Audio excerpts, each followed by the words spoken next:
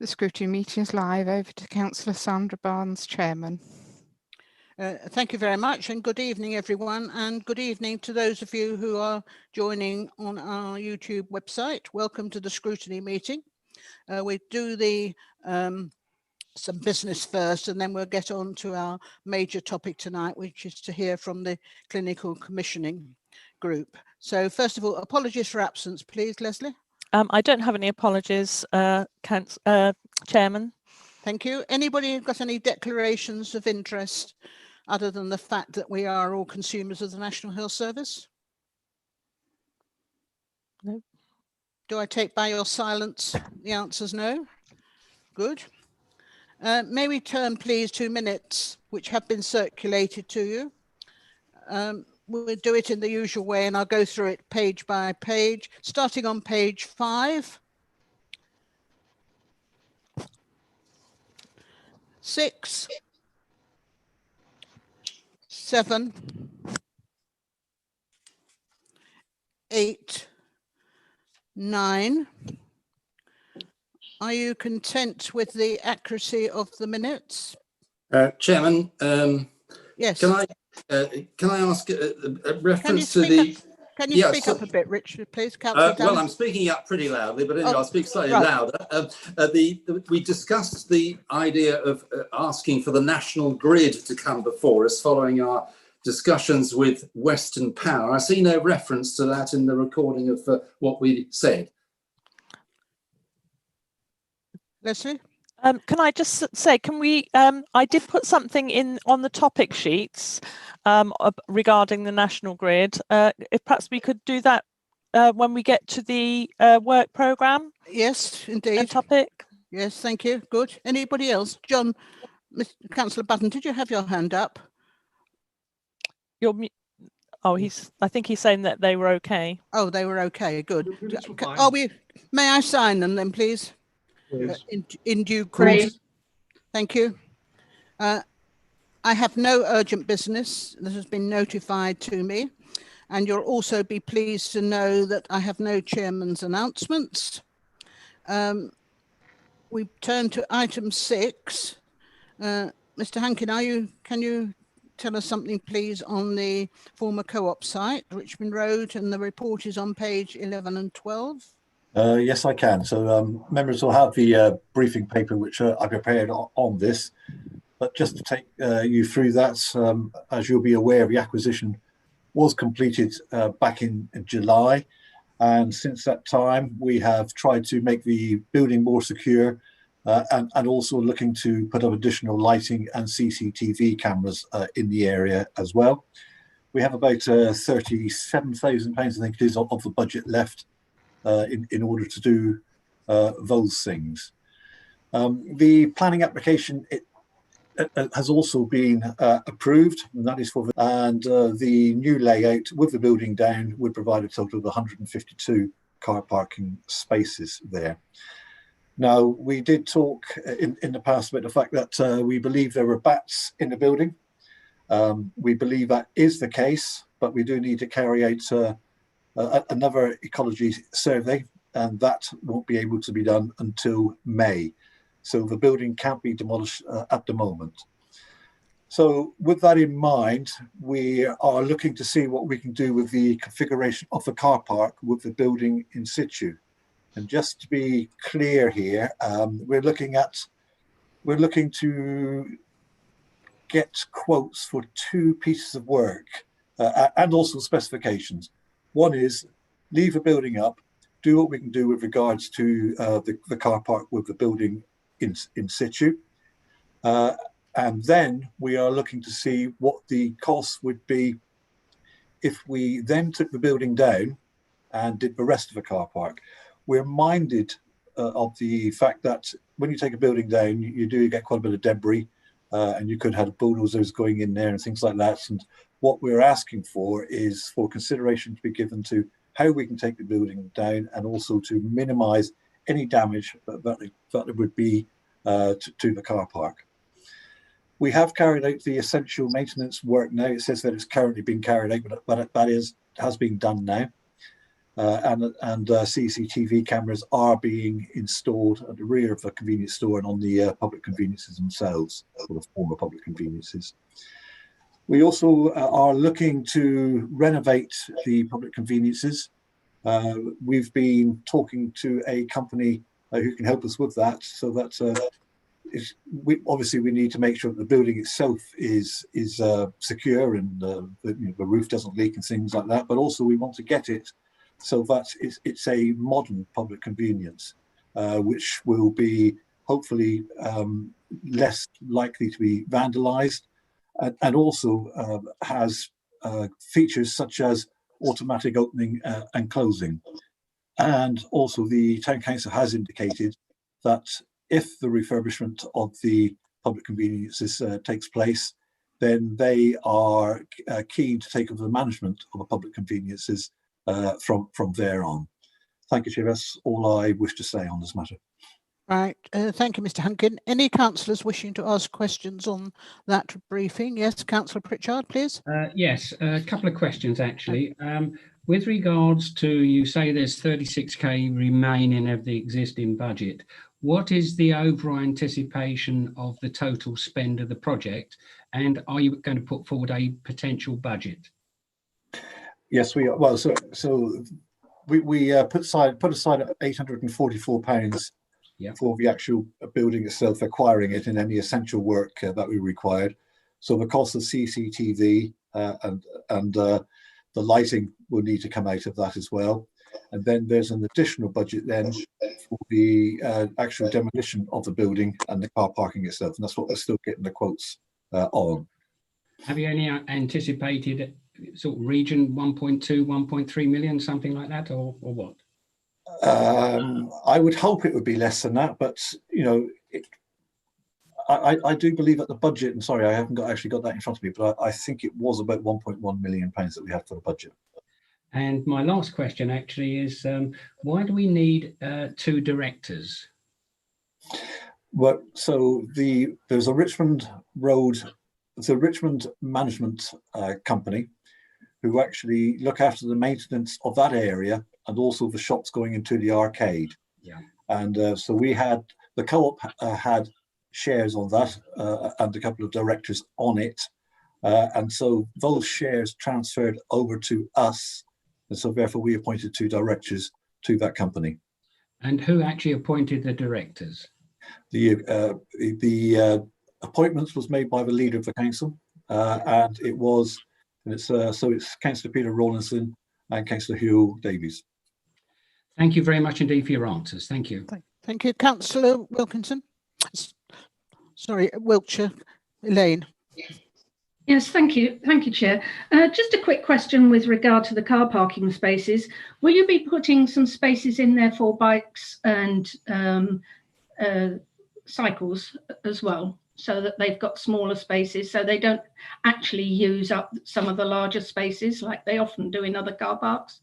Yes, there will be space for bikes. There will also be disabled spaces according to the regulations. And we are also, through a different project, looking to also put in charging points as well. Thank you very much. Councillor Manners, did you have your hand up? I do. Thank you very much, Chair. Thank you very much indeed for the update. I've got 2 questions, please. The first is I would like a real guarantee from the Town Council that they will take on the costs of maintaining the toilets. It would be a great pity for us to spend a lot of money and then find that a year or 2 in that they then decide that the cost is too great.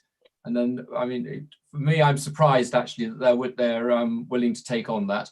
But that's their business. The second question is really on the sort of overall look of the scheme. Are we not missing a trick here in terms of actually having a proper landscaping consultant draw up some plans rather than just building a massive car parking? Because the visual aspect of that into the town could be quite advantageous and enhance the whole visitor experience. And I just think rather than, I don't sort of see any design or see any application of what I call landscape town design in the current proposals. Thank you. Dealing with the Town Council first, we will have a written agreement in place. I would hope, and again, This would be for the town council to work on with us. I would hope the cost would not be too great, because you won't need to have anybody going up there and opening it up and then closing it down or anything like that. So it shouldn't be a huge cost. The planning application itself has a condition in it with regards to the car park and the landscaping. I don't know that we've actually brought in anybody to do the landscaping work, but the plan for the car park will include landscaping, because that was one of the conditions that we actually had. I think one of the things that we are concerned about with regards to the landscaping is that you'll be aware that there are various rights of way across this, which we need to be taking account of anyway, which limits the landscaping which we are able to do. And also, I think there's a concern also that pedestrians and car parks don't necessarily mix very well. So we do want to have it looking nice, with the necessary landscaping in place. But I don't know that we want to be attracting too many people to come along and sit down in it and in areas like that when there are cars going around as well. So we're just trying to get the right balance with regards to that. Thank you for that. Councillor Dunnan. Can I come back in and just say, please, Chair? Thank you. I do think, though, that this is a specialism, and we should employ somebody who actually knows what they're talking about and how they design those spaces, taking into account all the constraints that you've just mentioned, Andrew. Yeah, I'll take that away and talk to John about what we intend. Councillor Dunnan, are you empowered to speak on behalf of the Towcester Town Council? Well, I can certainly do so to the extent that I can say, yes, the commitment is there to take on the management and costs therein for running the toilets, not least because it has been felt for a long time that in Towcester, the lack of a public convenience is a major issue. And the town council and district councils locally have been campaigning for this for a long time. So I have no doubt that there is no issue as far as that's concerned. Just continuing on the question of the refurbishment, I take your point, Andrew, that obviously you want to be sure that you don't knock the big build, not start doing the car park and then demolish the building and there's a problem. But could not the work on the refurbishment of the toilet block, which is well away from the main building, actually get underway before the BAT survey and everything next May? That's my first point. And just picking up on the landscaping, as it is part of the planning application, which we discussed before, I think it is important because this car park is the link between the Waitrose end of town and also the main part of the town. And it is a place where we would like, a lot of us locally, for people able to sit down just to, and maybe a public space for some events to take place, perhaps a market in the town, which could be usefully put there. So I think Councillor Manners makes a very good point that we need to have somebody who knows what they're talking about, setting this out in such a way that it looks attractive and appropriate. So I hope you will take those points on board, but not least what I said about the refurbishment of the toilet block. Thank you. So just to be clear on the refurbishment of the toilet block, we wouldn't be waiting to do that. It is tucked away. We are absolutely clear that we can do that work, and with no further damage to it. So we can start that as soon as we've got the costings in place and we have the budget in place for it. Good. Mr. Hankin, can I ask a question, please? Because I did raise I don't know if it's the last meeting or before that, about the broken light over the steps going down to Richmond Road, which the last time, admittedly, I haven't been there for a few weeks, but it was still broken, so it's still dark, which isn't particularly helpful, particularly as the evenings are drawing in, and we do have elderly people who have walked through there, including myself. I put myself in that category for umpteen years without any danger of being killed by the cars. Yes, so we are looking to improve the lighting there. Because I think that's quite urgent, quite honestly, because it is, is dangerous. Yeah, and we are treating it as an urgent issue, because as you said, it is dark there. And we want to make sure that we are limiting the risks. So when could I look forward to walking down there in the light?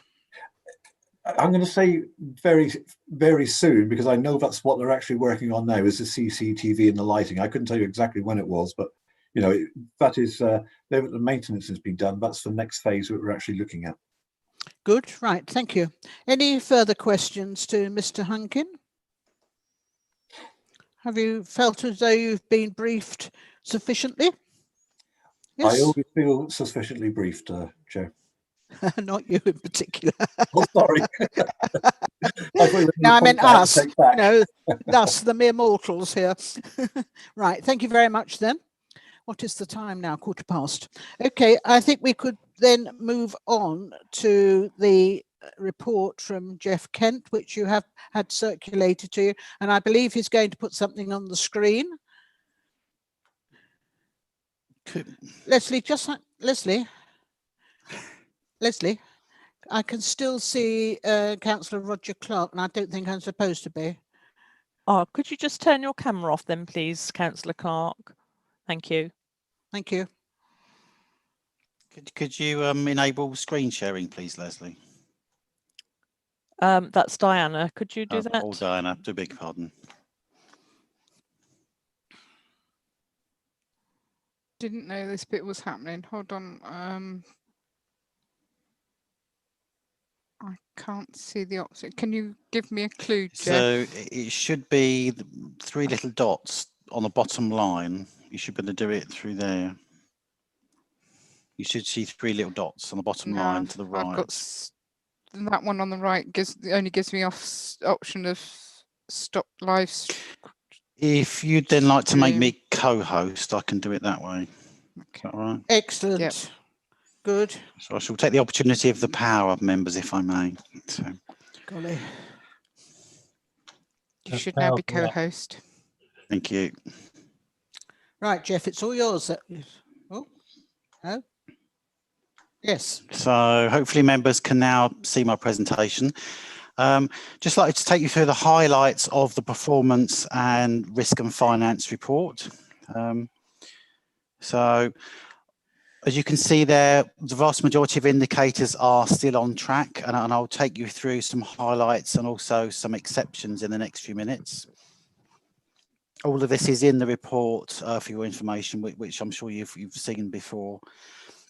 In terms of highlights, in the protected green and clean priority, sorry, there's a typo there, I do apologise. A couple of highlights there.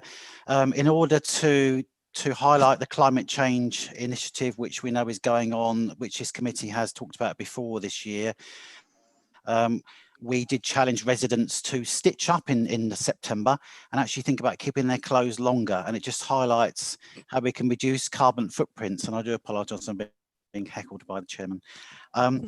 We also backed the Green Homes Grant Initiative that the government's introduced for giving grants to make homes more energy efficient. As you can see, £5,000 or £10,000 if a member of the household has qualifying benefits. In addition to that, our economic development team have been supporting businesses very closely during COVID. Obviously, the Job Club has still been going, helping residents who need support during this difficult time. And our team, economic growth team, has also been advising local businesses on what to do during COVID, you know, how to help their businesses keep going, and hints and tips, which has been well received. We also received a couple of awards for building in relation to our planning service. One was the best individual new home, which is in respect of a property in Gayton, and also the Morris Homes housing estate on the edge of Wootton was actually commended as well. So that was excellent news for both of those. In terms of exceptions for performance, all of these, and there's two slides here, members, have been affected by COVID this year. So in terms of housing applications, we've had an increased demand for housing applications over the last 6 months, and there are performance issues, but they are being addressed by the team, and performance is improving month by month. So as you can see, it was red in September, but we have had improvements since then. Affordable homes has been a challenge during the year with the slow, and in fact the actual stopping construction we had in some large sites in the district in the first lockdown, although that hasn't been affected so much in the second lockdown. And we've had more households living in temporary accommodation during COVID as a result of having to take more time preparing properties and actually moving those residents on to better accommodation. In terms of other exceptions, I'm sure you appreciate these two are to be expected. Business rates performance is down. It is improving month by month as more business assistance is being given as a result of government schemes, but also we're targeting the larger businesses who obviously have a much better ability to pay in terms of arrears by recovery runs and also contacting them personally. In terms of council tax, again, slightly behind, but that's improving month on month. Again, there's been a number of government initiatives to help residents that we've been supporting them with. We now have started recovery action to recover the debt in cases where customers are in arrears, but of course we are being very careful to target the larger arrears first, and revenues and benefits are working closely with customer services to make sure that we can help customers who are in genuine difficulties. So that's the performance exceptions. On to risk. The risk scorecard, as you can see there before you, hasn't changed overall. We are still very carefully monitoring and mitigating our risks. But this second, and this is the final slide for me in actual fact, just stats out the individual risks. And there's a couple of changes I'd like to highlight since our last meeting. The first one is risk LO3, which is lack of management capacity. That risk score has increased since August, and that's a result of Martin Henry and Jane Carr moving into permanent positions in the Shadow Authority, and that's reduced management capacity. So that has increased the risk, albeit that the mitigation is making sure that isn't reflected in our actual capacity on the ground.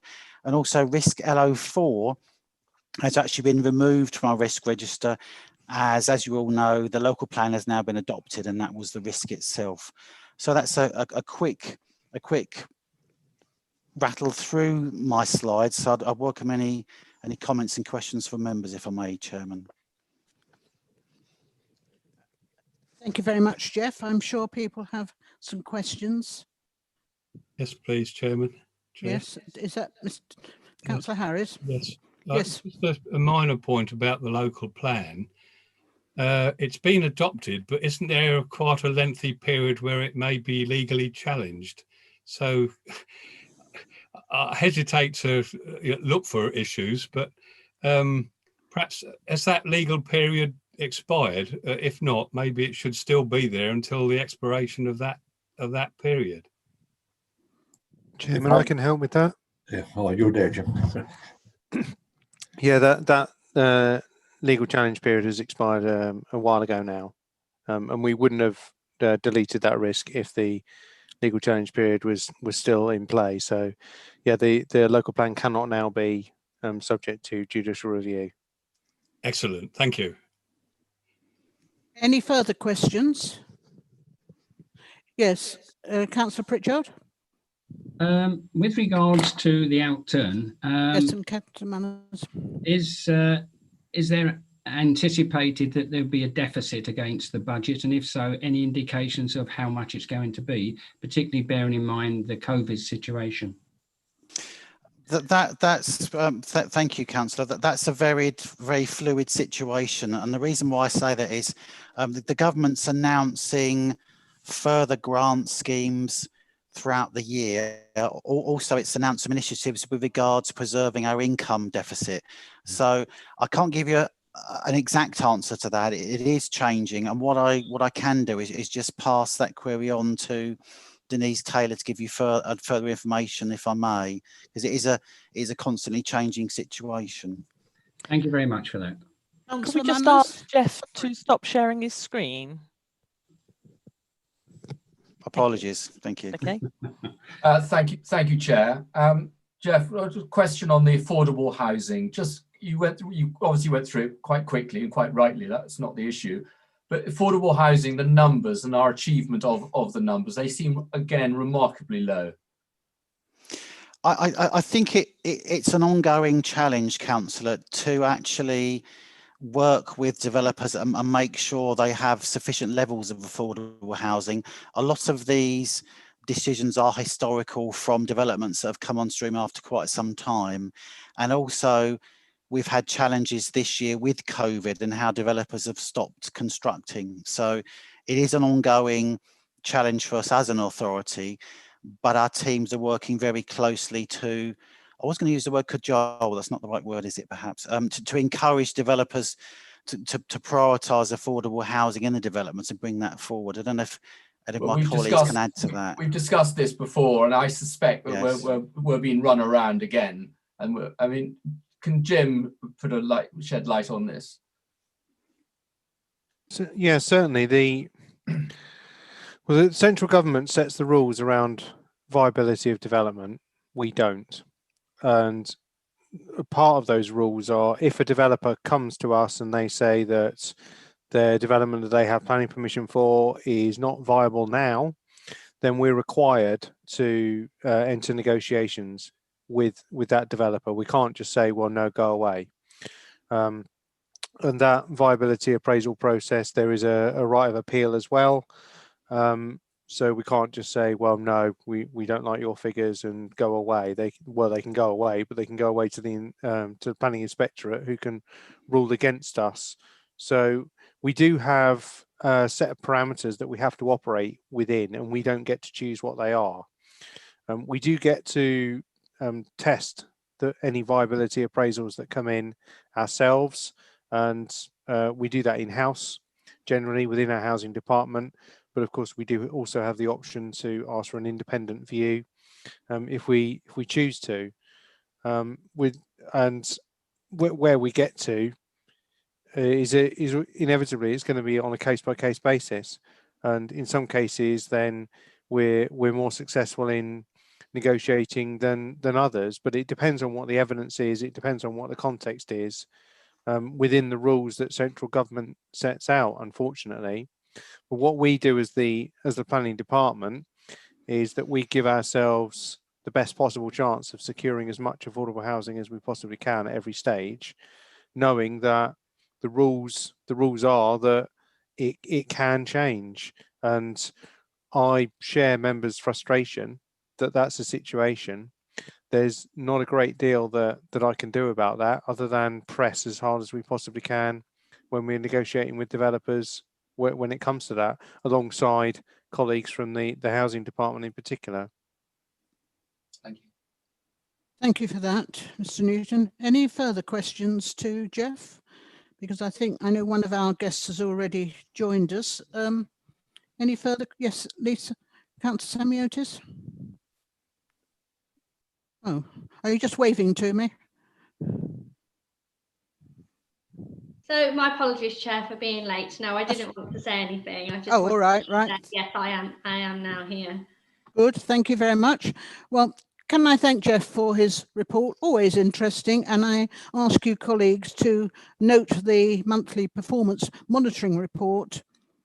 Note that the performance risk and finance monitoring report is considered by Cabinet on a quarterly basis, and review and comment on the performance update, which we've done.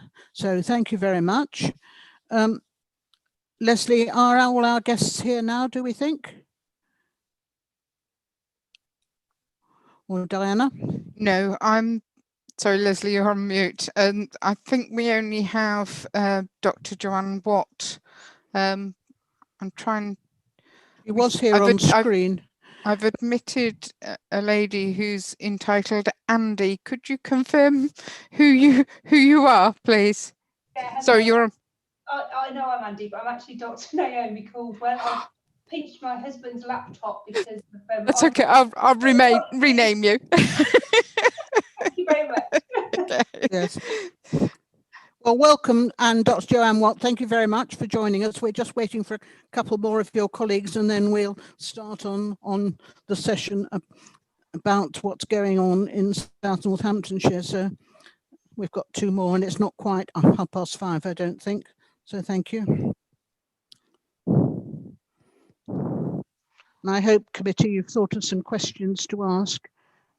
We did send the Chief Executive a sort of a brief few bullet points of the sort of things we wanted to cover, but we'll wait till he gets here.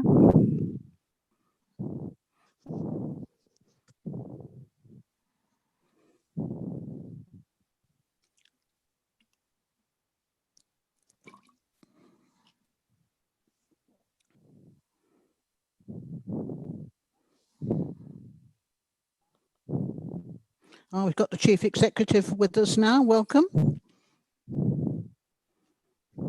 Hello. Hi, Sandra. Hello, nice to see you. Thank you very much. We're just waiting for one of your colleagues now, I think. Yeah, I should have two colleagues joining with me, our chair, Joe Watt, and also one of our GP leads, Naomi. Yes, we've got both of those. Are we expecting anybody else? No. If we have the three of us, then we're all here and good to go. Oh, jolly good, because I had 4 names, see, so you confused me before I start. So welcome, colleagues. I'm Councillor Sandra Barnes, Chairman of the Scrutiny Committee, and I'll just give you a little word of how this came about. We've been anxious about 106 agreements, just for health, but for transport and other things.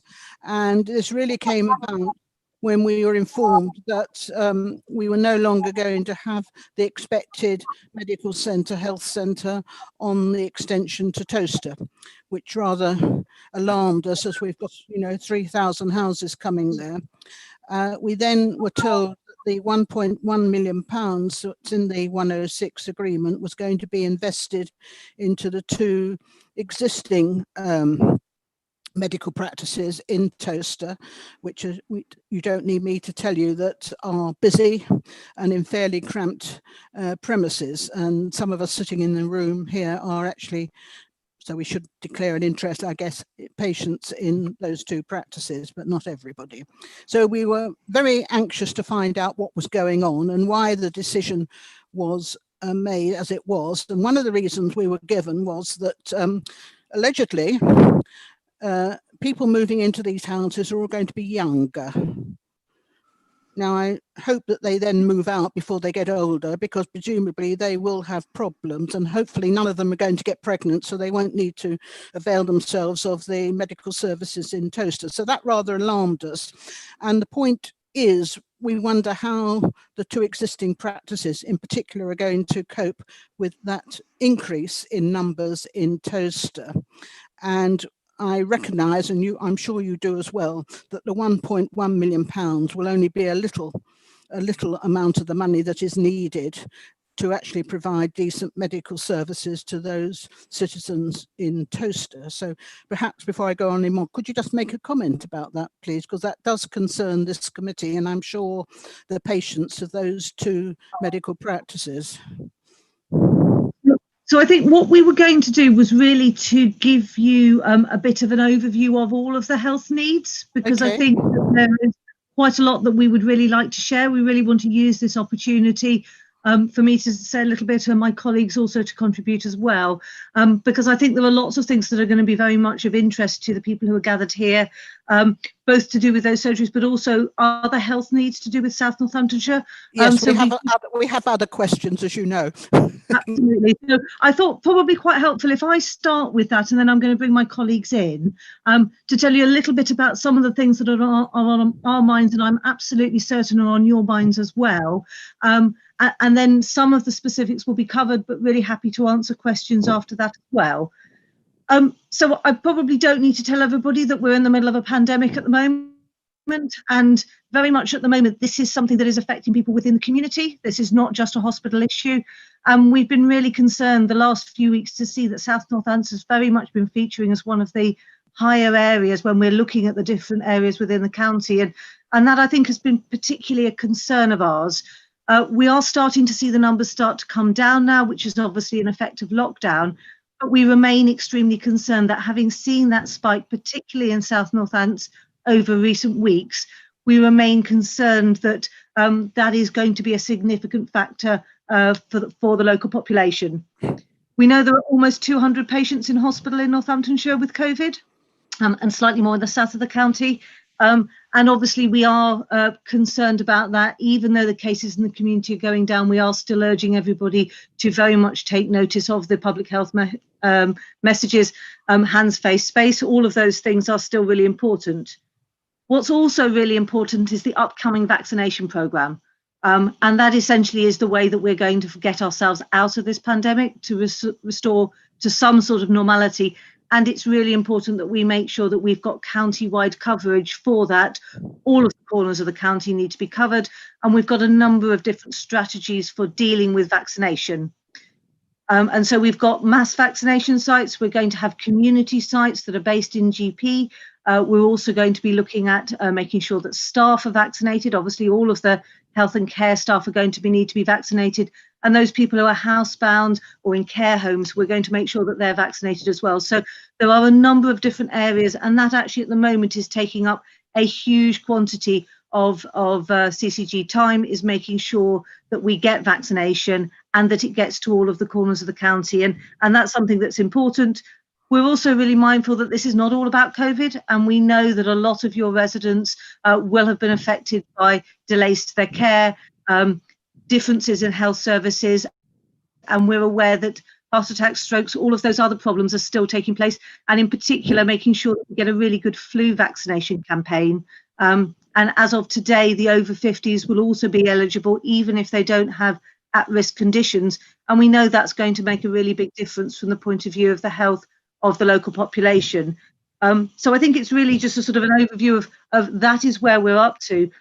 But the other thing that I think is really important to bear in mind, and I think your committee members will understand this probably better than most, that health is not about healthcare, that at least 3/4 about being healthy and being well is about where you live, how you spend your time, who you talk to, social connections. All of that is even more important than healthcare provision. And that's why it's so important that we plan these things together.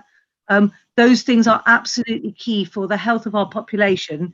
And those very much come into the long-term plans that we've been making. And COVID, more than anything, has shown that health inequalities are terribly important. And we need to be looking at issues such as deprivation. We need to be looking at ethnicity. We need to look at everything that goes together to make somebody healthy. And I think probably as a final point, looking at very much the local needs that you have, I think one of the things I really wanted to say is how delighted we are with the Brackley Health Complex. It has been a long time coming, and I know it's been really welcomed by the community, not only for the residents of Brackley, but also for the 31 villages that they serve. And I think those 16 consulting rooms, the integrated service, and all of us working together across the system, not just GPs, but actually working with the therapy services, is very much the direction of travel. It's where we see healthcare going, not just health services working together, but healthcare and community, and very much focused around the places where people live and where people spend their lives as well. So I think it's fair to say that that direction of travel is something we absolutely support, and just really, really pleased to see that open. So at this point, I'm just going to hand over to my colleague Naomi, just to talk a little bit about general practice, and in particular, some of the things that are going to be of interest to you, and particularly with the things that you refer to with Toaster. Over to you, Naomi. Just before Naomi starts, could I just ask, please, how you prioritise the requests, because you must get enormous number across the county, and I'm sure the committee would like to know how the prioritisation process actually takes place. So we're going to come to that very shortly. There is very much a process. We are going to come to that shortly. Absolutely. Good. Over to you, Naomi. Thank you, everybody. Just a little bit about general practice. I'm a GP in Northampton, so not in your area, but very much acutely aware of the pressures that general practice is under at the moment, and the big task we have ahead of us in terms of the vaccination programme, not just for flu, but also for COVID, as Jo has mentioned.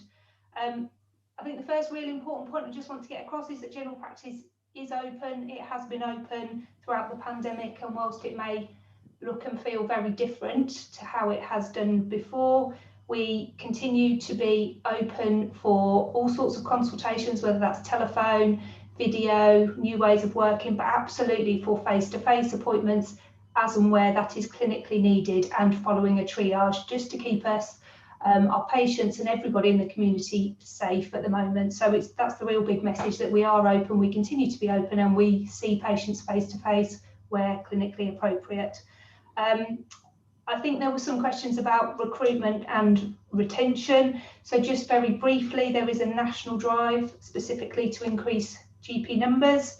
The details of that are currently being worked up, but it's to stimulate and create additional GP, particularly salaried roles. But locally, we have a Northants primary care workforce group, which has been incredibly active. Unfortunately, due to COVID, that has been put on hold at the moment, but we are restarting the group with the first meeting due hopefully in December, following sort of obviously the COVID restrictions earlier in the year.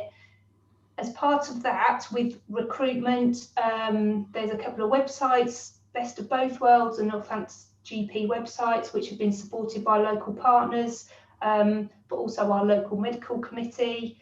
They're worth a look at, encouraging people to come into the county, you know, the beautiful county that it is, but all the opportunities it offers. And there are advertisements that practices can put on there for GPs and other members of staff. We were involved in the International GP Recruitment Programme, a national programme, and were successfully recruited international GPs from across Europe prior to COVID. We're also keen to pick that up again once we're able to. There's also the primary care networks, which I'm sure is a term you've heard, but basically it's practices coming together more formally to work together. And as part of that, there is new roles on offer. So we have successfully recruited social prescribers in the first wave, clinical pharmacists. Our social prescribers have worked incredibly well together with the local community resilience teams, as you're well aware, to support our really vulnerable patients, previously known as shielded patients, but clinically extremely vulnerable. The other new roles that we're looking towards are care coordinators, which specifically will coordinate care for the more complex patients and those in care homes. And from next April, further roles will come online, including mental health workers, which we're all really looking forward to and will work well. So again, that's to bolster up primary care, to take some of the work that can be done by the members of the team away from general practitioners, so they can concentrate on the complex patients who need continuity, particularly for chronic disease management. We've also, under retention, have a first fives programme, so that's supporting GPs in their first 5 years of practice, whether that's salaried or partnership. And GP fellowship is also another local programme. We've also incorporated older GPs, those looking to retirement, to mentor the new GPs coming in, and that's starting to work very well. And then just a little bit, I guess, about resilience. So we have been supporting our practices throughout the pandemic. We contacted them daily at the beginning for a situation report in terms of staff off sick, any particular issues, and we've recently stepped that back up to daily again. If there are issues that are flagged, we contact practices and see what support can be offered. Practices have worked really well together across their primary care networks and have been quite innovative in the way that they've continued to see patients when they've had staff of their own who are shielding or off sick. And we also have a training hub.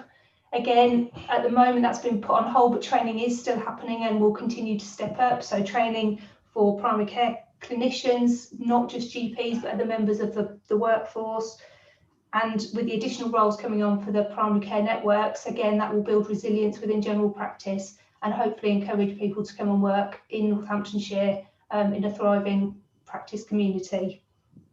So again, that was just a little bit about that. I'll hand over to Toby now, but happy to take any questions at the end. Thank you, Naomi and Joe and Chair. I'm going to turn now, if it's okay, for the third part of our intros to, I think, respond specifically to some of the questions you asked at the start and also that you pre-submitted, particularly around GP practice, premises, estates issues, Section 106 funding and so on. But the reason I was really keen, and we were, to start off with Joe and Naomi's piece is just to put what we're talking about around GP premises into the broader context, both of where we are at the moment in terms of current pressures and COVID response. And I have to say, I think general practice, along with the rest of the public sector, our local authority colleagues and other parts of the NHS, has responded tremendously over the last 6 months. But it does mean in a number of areas there are pieces of work inevitably that have slowed and that we're now starting to pick back up again. So let me just start off, before I answer the specific question around Toaster and 106, by talking about how do we prioritise, how do we plan for the things that we do in terms of GP premises developments. So Northamptonshire Commissioning Group responsible for the whole of the county. We've got 69 practices within the county. And as you rightly said a few moments ago, Chair, inevitably we get approached and asked to support and invest in all sorts of schemes all of the time. The challenge is, how do we prioritise in a sensible way so that we've got something that's consistent, that's fair and that's equitable across the county? And last year I initiated a key piece of work to enable us to do that in a very systematic, structured and open way going forwards. And it was a piece of work that had 3 elements to it. And these are the 3 factors that we're using to enable us to be able to prioritise which parts of the county, with the scarce resources that we have, the NHS is going to be able to invest in and fund over the next few years. So the first of those factors that we look at on prioritising is building condition and existing premises. And you'll know, and colleagues on this meeting will know, the condition and state of general practice accommodation varies hugely, not just in the south, but across the county. We've got tremendous facilities like the new Brackley facility, which I think Joe is right to celebrate, and that reflects the hard work of a whole host of people in that part of the county who've really championed the cause, I think, over the best part of the last decade to get to that point. Oh, longer than that, I can assure you. Yeah, indeed, I'm sure. I've read some of the history, but it obviously goes back further than I've reached so far, Chair. But actually that seriously says something about the kind of pipeline, that the timescales for working some of these big things up, and that's why prioritisation is so important. So we've got some premises that are tremendous, that are very, very new and modern, state of the art, fit for purpose for modern healthcare. We've got other premises we all know that practices are operating out of, which are hugely constrained, which are unfit, frankly, for modern medicine and modern healthcare, and certainly don't meet the needs of future growing populations. So the first of the 3 things that we've done in order to help prioritise is to look at building condition. We've surveyed every one of our GP premises over the last 18 months or so. So we now have the most comprehensive view of the condition of the existing estate of all of those facilities. And our practices have worked with us to enable access, obviously, to the buildings, and that's been done independently by an external surveying firm. So that's the first thing we've done. The second thing we've done to help us prioritise is look at the capacity, the space within those existing buildings. So not just looking at the building condition, is it good and safe and sound for modern medicine, but has it got the space it needs to provide for today's population? So in order to do that, we've looked at how large the practices are at the moment in terms of their number of registered patients, and we've looked at the floor space that's used for clinical space in those buildings, and we've used that to generate a figure around the number of patients per metre squared within each of those existing premises across the 69. So that gives us a really good, consistent benchmark of the space that's available, the capacity at the moment to respond to the healthcare needs of the population that each practice serves. And then the third thing that we've done, and this is really important, and I think this is probably the most in-depth piece of work that county commissioners have done from the NHS on this across the whole county for a good number of years. We've looked at future population growth. So we've looked at housing developments. We've looked at housing developments that are being built at the moment, and we've looked at housing developments that are planned. In order to do that, we've worked really closely with our planning colleagues in the district and borough local authorities, who've been hugely helpful on this. We actually created a joint post for a period of time between the planning departments and my organisation for the NHS. We jointly funded that, and a colleague called Stephen Marks worked with us for 12 months. And over that period, he helped us to map out the understanding of existing developments that have been built out, new schemes that have got planning permission, and those things that are in the medium to longer term house building pipeline through the sustainable urban extension programs in particular, in terms of what are captured within your current plans. And from looking at that, we've then been able to estimate the residential occupancy we think those developments are likely to generate, and we've been able to map that back to those 69 current practices in order to get a view about the pressure that new house building is going to create on our practices over the next coming years across the whole of the county. So the reason for explaining that methodology and approach in some detail is it's really important, and we will be sharing publicly. Again, this is one of those other pieces of work that was well progressed when we went into COVID. I would have expected us, all other things being equal, to have put that information to the public domain by now. It's still work that was paused for a number of months and that we've been picking up again since the summer, but we shall get to that space shortly. But what it does is put a really consistent, transparent view across all of the practices across the whole of the area, so that when there is an opportunity of 106 funding, or when there is a practice that approaches us and says, we think that we need investment in our premises to support a local population. We've got a really clear, transparent basis on which to make those assessments. The information I've just described, particularly around the new house building and the new population growth, has just been shared back with all 69 practices last month.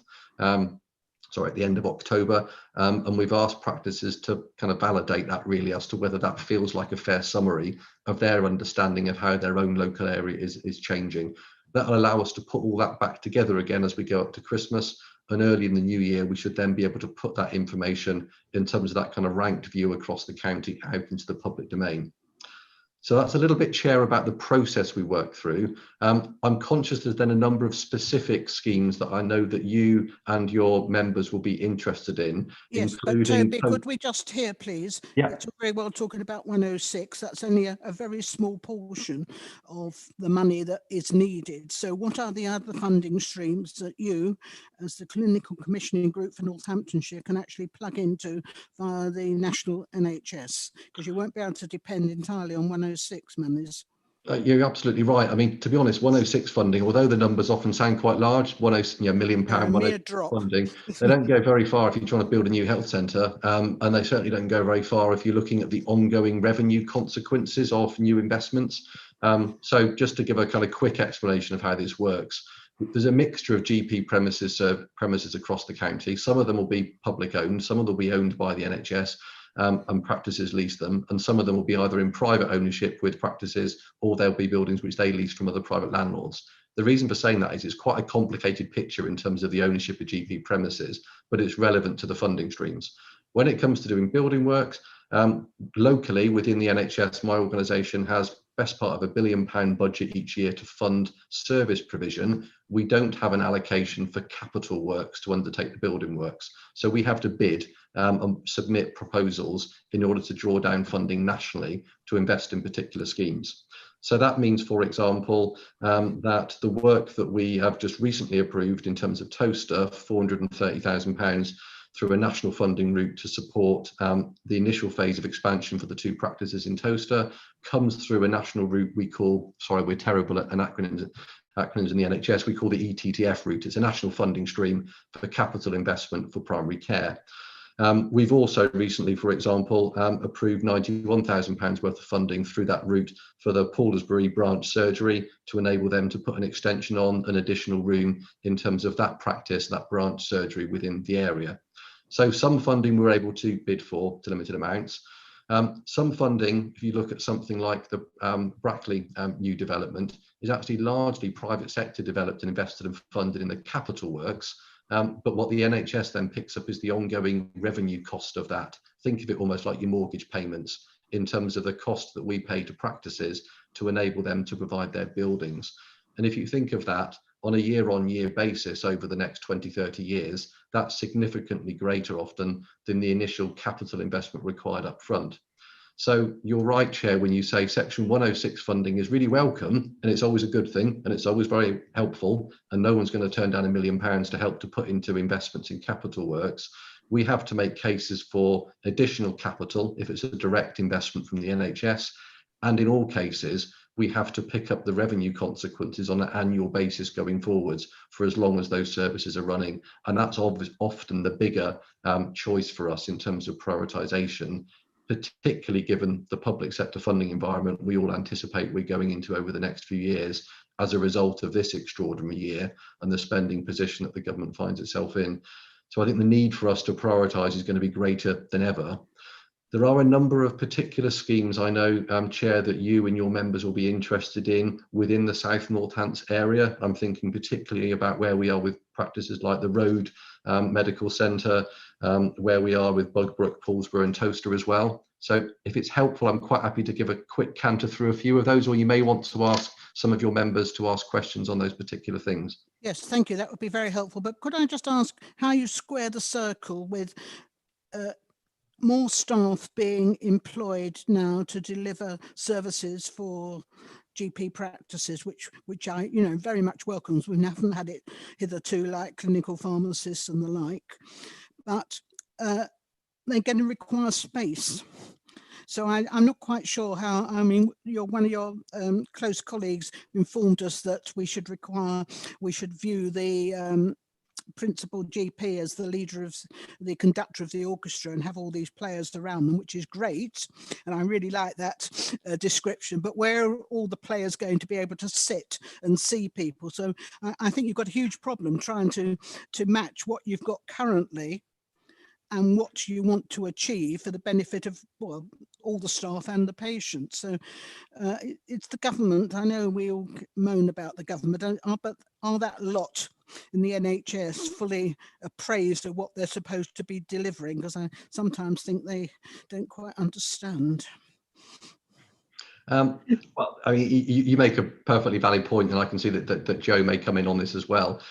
Clearly, in looking at the capacity point, I think how much space have we got within different surgeries? We've got huge variations kind of across the patch. So when we built something and supported the development of the new Brackley facility, it's been deliberately built with the capacity to grow and expand over the next few years. So in the first instance, there is space within that building that won't be fully occupied and used. I think that's a great thing, because I think it's building in some flexibility for the future. We've got a number of other health centres and surgeries across the county that have space to do that, but we've got quite a few others that are really constrained, and that's why the investment in expanded facilities is so important, and it's why the prioritisation process is so important.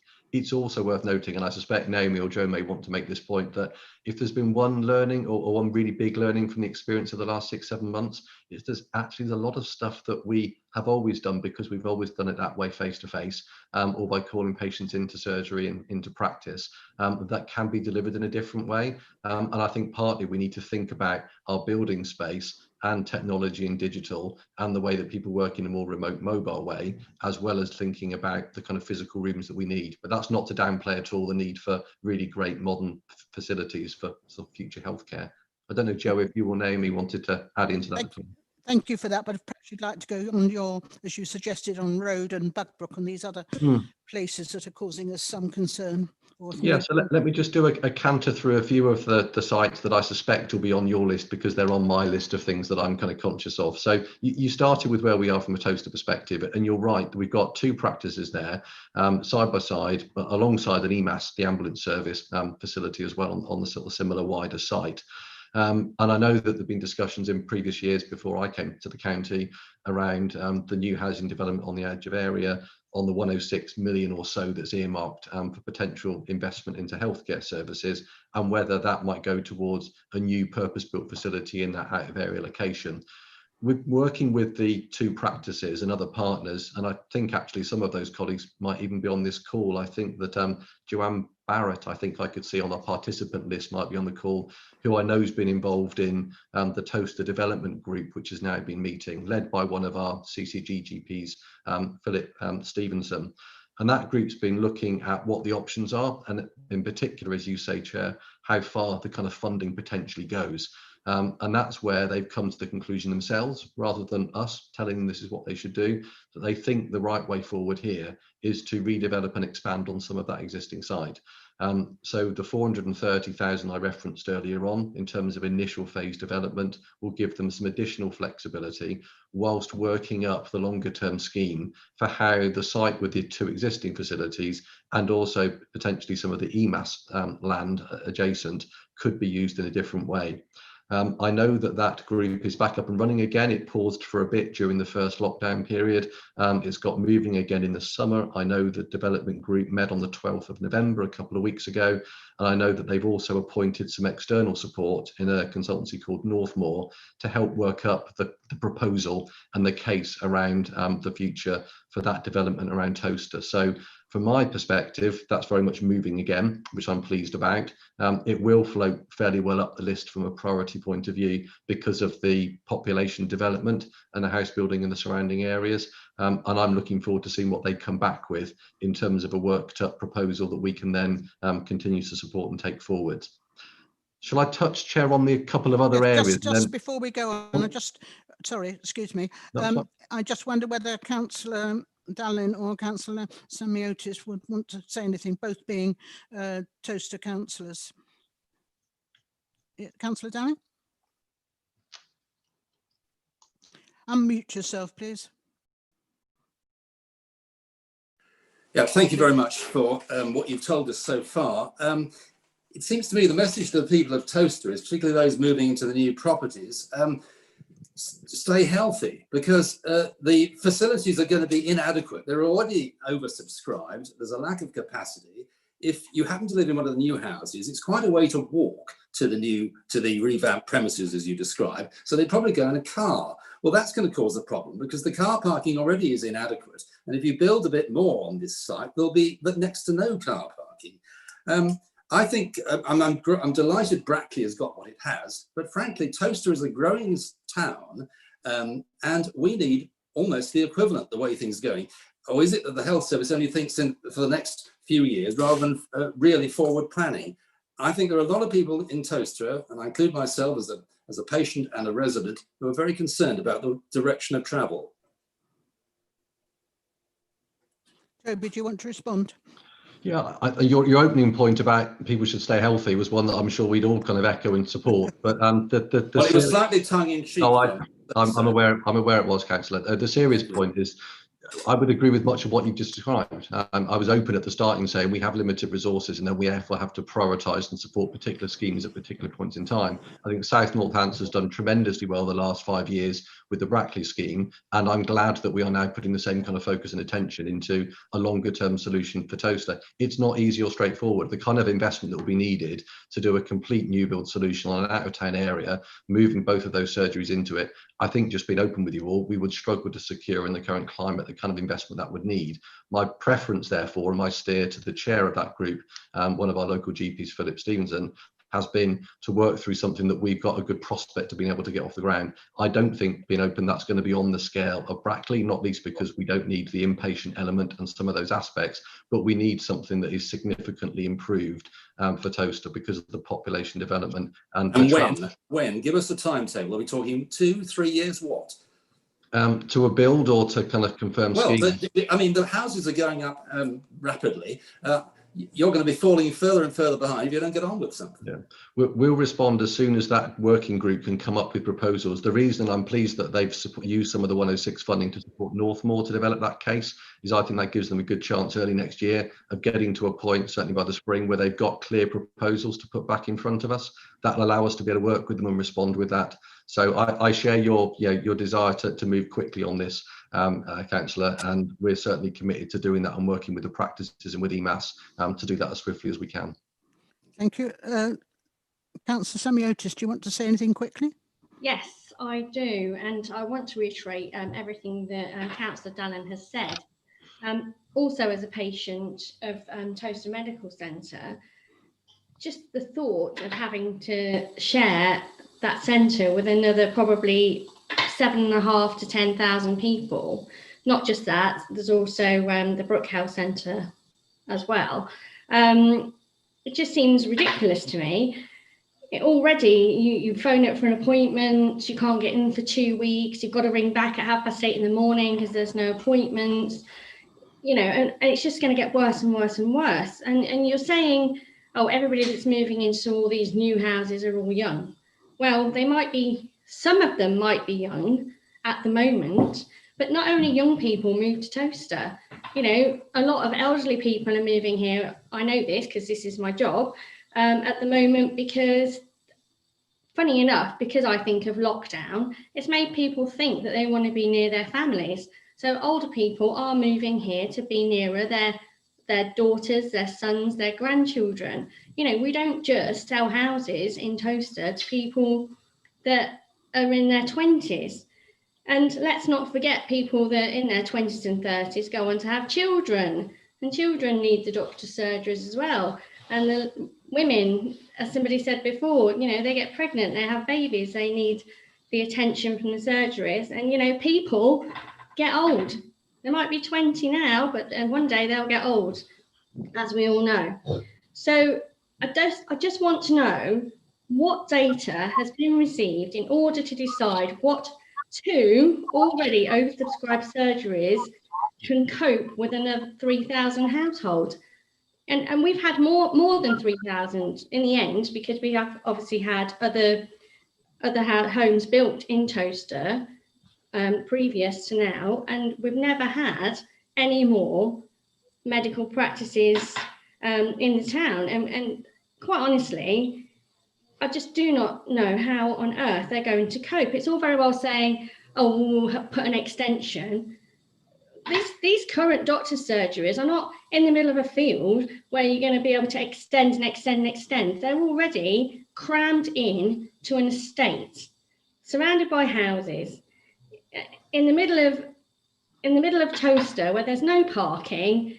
It's absolutely ridiculous. And quite honestly, who's ever decided that we don't need a new medical centre, well, they just need to rethink about what's going on here. Yes, I think you've made your point, Councillor Samiotis. Can I just say that you said you were putting the same care and attention into Towcester that you have to Brackley. And I actually don't think you have. Right, if you finished? Yes, good. Toby, do you wish to respond? Yeah, just to respond to a couple of points in there. Firstly, just to be really clear, I've made no reference to people being younger households in Brackley and therefore that not requiring healthcare facilities. I think someone else on the call made that observation. Yes. That isn't a factor that we've kind of concluded and isn't a well, reason. We hoped you wouldn't have done. And isn't a reason for coming to the kind of approach that's been put forwards. And secondly, just to be really clear, no one is suggesting, the practices certainly aren't suggesting, neither are we and neither is the development group, that we think the two existing surgeries in their existing form can cope with the future demand we're expecting for the town. That's the reason that the work is being done at the moment, to develop a plan which we think can cope with that. That will need to involve a significant element of expansion, as well as a significant element of redesign and remodeling to that existing site. So I'm expecting that what comes forward rather from the development group and from Northmore who are working on it is something that looks very different to what we would all recognise that existing site and the existing centres to look like at the moment. So I just wanted to be really clear, and I absolutely accept the comments around the constraints of parts of that site. There's no kind of absolutely easy solutions with any of this, but Northmore's and the team working on it feel there are options that can be worked up that will help to address the demand that we all want to see responded to. So I just wanted to be clear, this isn't a view that actually we're not going to see much population growth, it's all going to be young people and therefore we can leave it broadly as it is. That is not the plan here at all, but I appreciate we'll be judged on what comes forward next year as that work progresses. And I have to say that council involvement in that and officer involvement is going to be really important to continue to help to develop that scheme. And I'm glad that we've had colleagues from planning and also from Joanne's input as well in terms of that working group.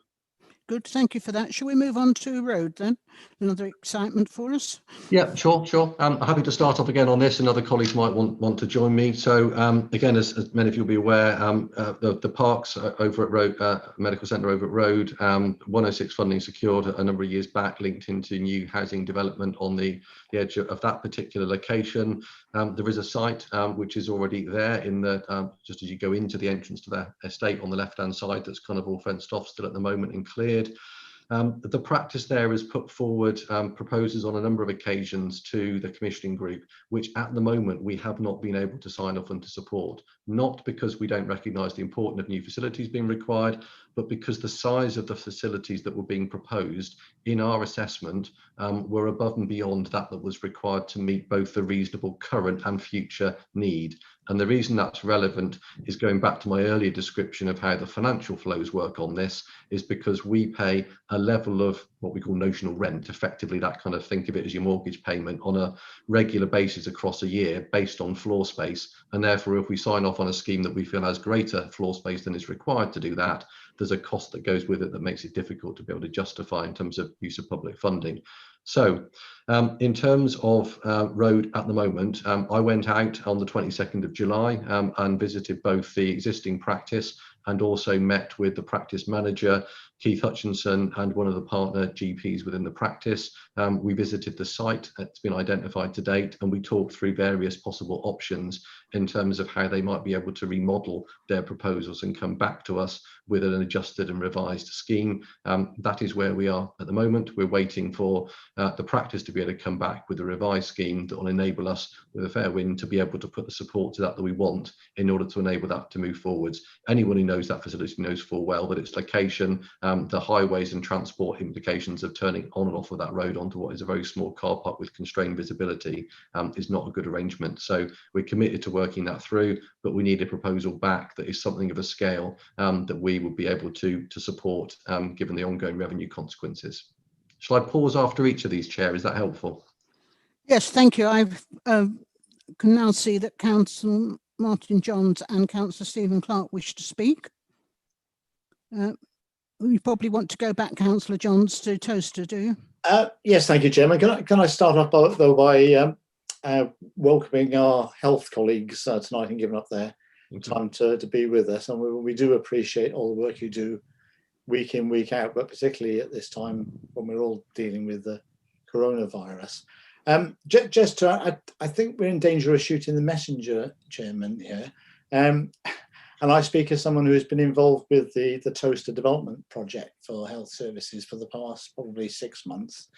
And it is a project that has been pointed out has involved officers of South Northants Council, including a senior officer in Joanne Barrett and other planning officers. And plans are progressing to develop the existing practices within Toaster. Now there are constraints because of the site, in particular parking constraints, and the site would benefit if the ambulance service could relocate with other services to another part of Toaster sooner rather than later. But I guess the health service is working within budget constraints, and I think within that we are doing the best to expand the footprint of the existing buildings substantially, and not just to duplicate existing services, but to expand health services so that people won't have to travel perhaps into Northampton or other places.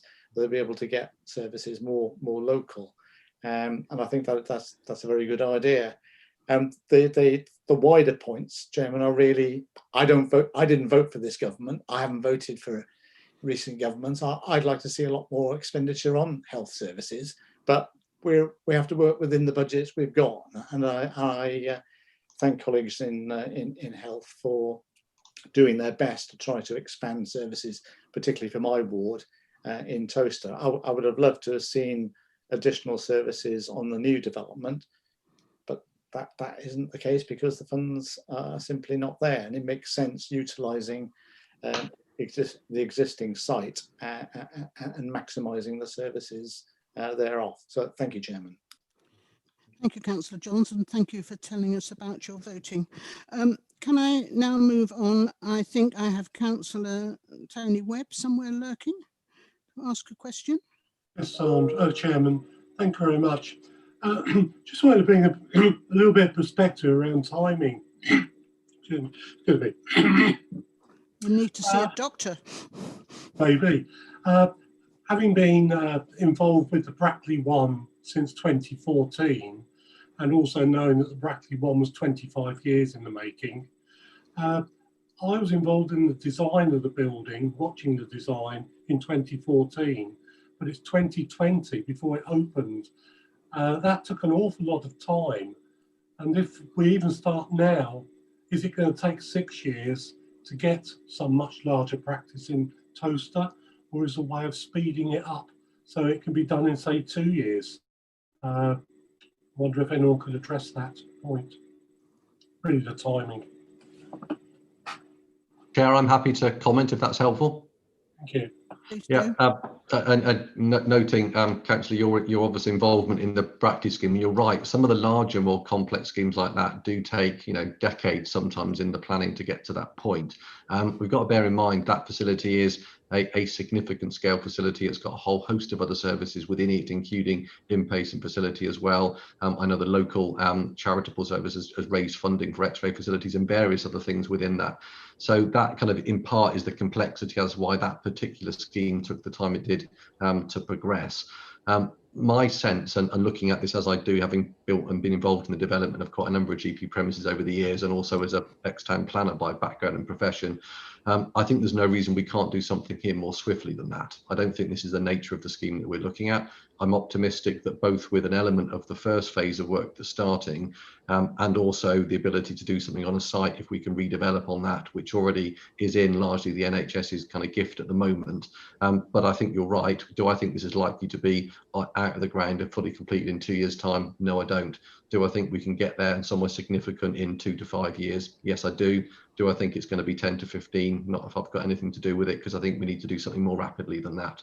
But I think you're right in terms of that note of caution and realism on timelines with these kind of build projects. I think I tend to agree with you. 5 years might be the target you should be aiming for. But then, as everyone said about Toaster, people are moving in now, not in 2 years' time. So anyway, I'll rest my case on that. Thank you. Thank you very much. I have Councillor Rosie Herring waiting and Councillor Alan Walker. Rosie? Oh, was I waving? Well, do you not want to speak? Yeah, this is a cross-border issue really for Toby, and it's about Middleton Cheney. We've been trying to find out some information about how many patients are still registered with the Oxfordshire practice, having lost the satellite surgery in Middleton Cheney. And it's still a long-held ambition of the residents in Middleton Cheney, another expanding village, I have to say, and one that is, because it's got a lot of bungalows, certainly has quite an elderly population. They were all registered with the Horse Fair surgery because there was a satellite surgery in Middleton Cheney. And when I spoke to Dr. Philip Stevens, begging him basically whether he could ever envisage having some sort of satellite healthcare hub in Middleton Cheney, it was, we can't cope with the patients we've got at the moment, don't ask me again. But now they've got an expanded facility, and when things have settled down and we're beyond COVID, I would still like us to be able to actually look at having something of a hub in Middleton Cheney, and the council would definitely be happy to work with the CCG on finding some suitable premises, having lost the actual original surgery. But we have got a pharmacy there, we've got a library, we've got children's centre and so on. We definitely like to look at providing some accommodation. But my feeling is that we would bring the patients back who are now registered in Oxfordshire. They would be then happy to register with Middleton Cheney Hub, which would then bring them back to the Brackley surgery and bring the patients premium and any and their economic power of the pound and spend and whatever, it would keep them within the county.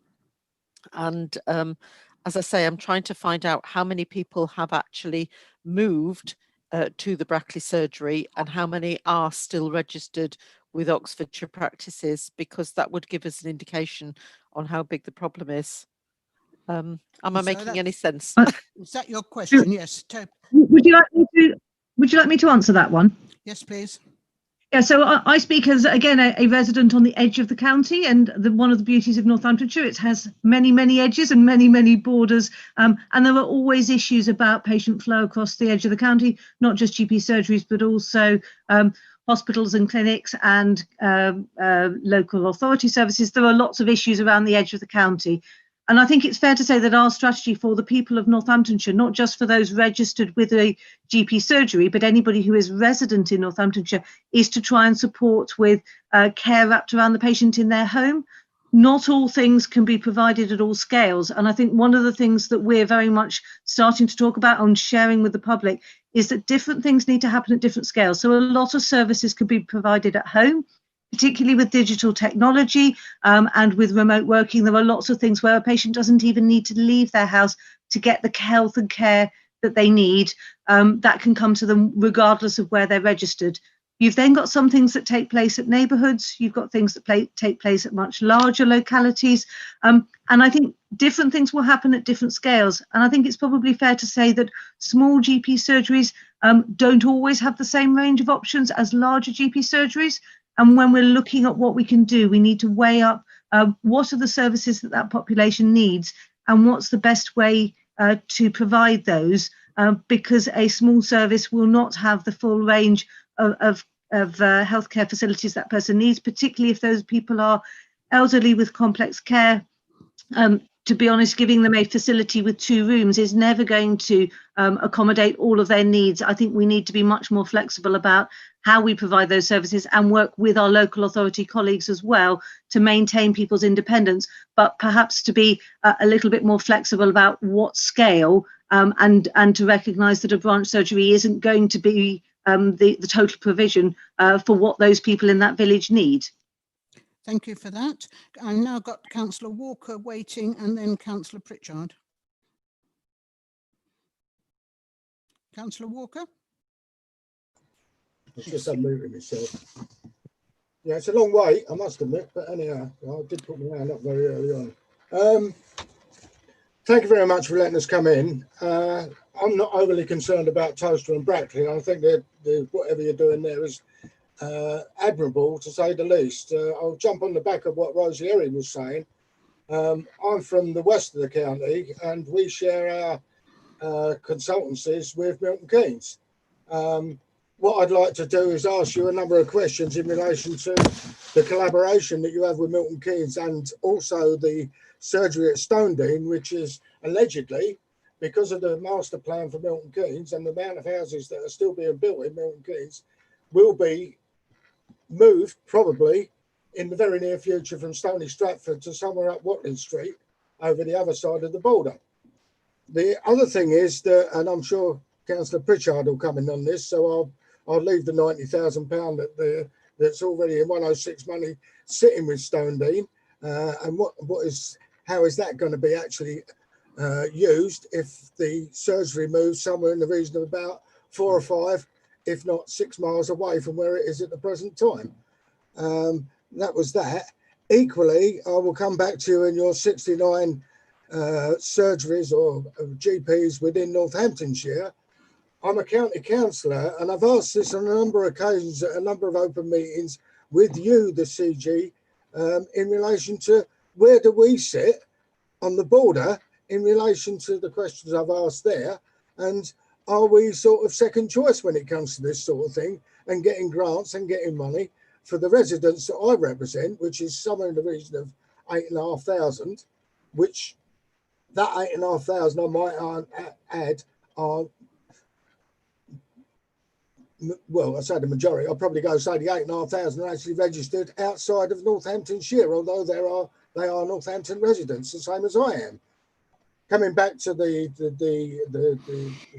what was just said just now, I know this is a couple of comments, but questions as well, so take the questions on board as well. I'm isolated at the moment because of my age, and I'm on a methotrexate, so therefore I've got to be very careful about where I go and where I come from at this present time. I'm dealing with our doctor by phone call, probably by Zoom on the next one. So it is that technology is there within surgeries. But really, I want to get back to where do you sit as a clinical commission with a patient like me and or the counsellor for this particular area and the Stonedean surgery, which is in Milton Keynes, and what is the prospect of it? One, either staying there and or is it going to be better? Thank you, Alan. Toby, if you wouldn't mind, please. Yeah, sure. Just a response on 2 points in there. The first is to say we don't look at it as although Joe's absolutely right, we're a county that has lots of borders and therefore that has lots of patients that will either be registered with our practices, who might live just over the border in a neighbouring county, or who might be living in the neighbouring county and registered with our practices. our responsibility as a commissioning group is not to the Northamptonshire geographic boundary, it's to the patients that are registered with the practices that are part of our group. So those 69 practices that I referenced are the practices that make up the Northamptonshire Clinical Commissioning Group, and we have complete responsibility for planning for the healthcare and funding the healthcare for those patients wherever they happen to live. And so if you look to some of our border areas, you'll find that we actually have a net importer effectively of patients from other counties that choose to register with practices. The lines on the map shouldn't make a difference to that. So when we're looking at planning healthcare, we look at it from the point of view of the patients, the population we're responsible for. The same is true, Councillor Walker, the other way around, in terms of residents who might be resident within Northamptonshire, but who are registered with practices in other neighbouring areas. And we work closely and as best we can with them in terms of being able to support and influence. And if there are particular issues that you'd like us to pick up with neighbouring commissioning groups that relate to the population and residents in Northampton, in South Northamptonshire, who might not be registered with our practices, then more than happy to do that. And I'm sure Joe and others will be happy to pick up with clinical leads in surrounding areas. Thank you very much. Councillor Pritchard. Thank you, Chair. Just carrying on from what Councillor Walker has said, obviously this part of the south, this county, actually, you know, when you consider Deanshanger, Cosgrove, Pottersbury and Puxley, they all actually are registered, or majority of them are registered in Stony Stratford. The 106 money that was allocated from the development in Old Stratford, which was nearly £100,000, was allocated nearly 4 years ago, and it's been sitting in South Northants bank account waiting for the clinical group to actually approve the spending of that money into the particular practice at Stony Stratford. We've tried many times to try and get some sort of clarity, because that £100,000 particularly would make an enormous amount of difference in actually just remodeling the inside of certain parts of the actual surgery itself. But we cannot get to anyone that will actually spend the money, which is quite frustrating, because if the commissioning group don't actually get to the stage of actually allocating that money, there could be a possibility in the future that money could go back to the developer, and in fact the National Health Service would lose £100,000 in trying to improve some of their practices. Just to come back in there, I'm very happy to work closely with Milton Keynes CCG, as I know Toby has mentioned before, to understand how to make sure that money isn't wasted. I would agree that's too good an opportunity to lose. So we will certainly work with them as a surgery. They're not part of our CCG, but we can certainly work closely, because obviously it's an area of interest to us. So we're more than happy to relay that information. We've been trying to do it for many years, and no one actually has taken any notice whatsoever. We've actually been trying to develop and trying to work with communications between yourselves, and you keep changing staff and nothing seems to be done. Well, Councillor Pritchard, now you've got a very energetic female chairman, so I'm sure things will happen. Thank you very much indeed, Chair. Thank you. Anybody else want to ask any questions at all before I ask Toby and his colleagues perhaps to sum up, because we've had nearly an hour of their company, which is lovely, but I'm sure they have other things they need to do, like going home for a start. Anybody else want to ask anything at all? Please indicate. Chairman. Yes. Yes, me. Hello? Yes, Councillor Clark first, and then... I thought you were going to bring me in on road, Sandra. Well, I was, but then you disappeared off my screen. This is the trouble. Well, right, carry on. And then you brought Martin Johns on. Never mind. Right, come on then. Let me introduce myself for the benefit of our guests. I'm Councillor Stephen Clark, a ward member for Blisworth Road and portfolio holder for the Economy and Regeneration of South Northamptonshire Council. And I'm delighted to welcome our visitors here today. However, I have a few questions with Toby particularly in mind that I'd like to raise with him. So with your permission, Chairman, I'll proceed. My first question is, what is preventing you, the CCG, from investing in the new road surgery? Right, do you want him to answer that now? Yes? Yes. I'm happy to answer. I think I answered it earlier on, Chair, as well, by saying that we've not had a proposal so far that's come from the road surgery for the new scheme, which is of a scale that would prove value for money for us to be able to invest in terms of the size of it. That's why. That's why.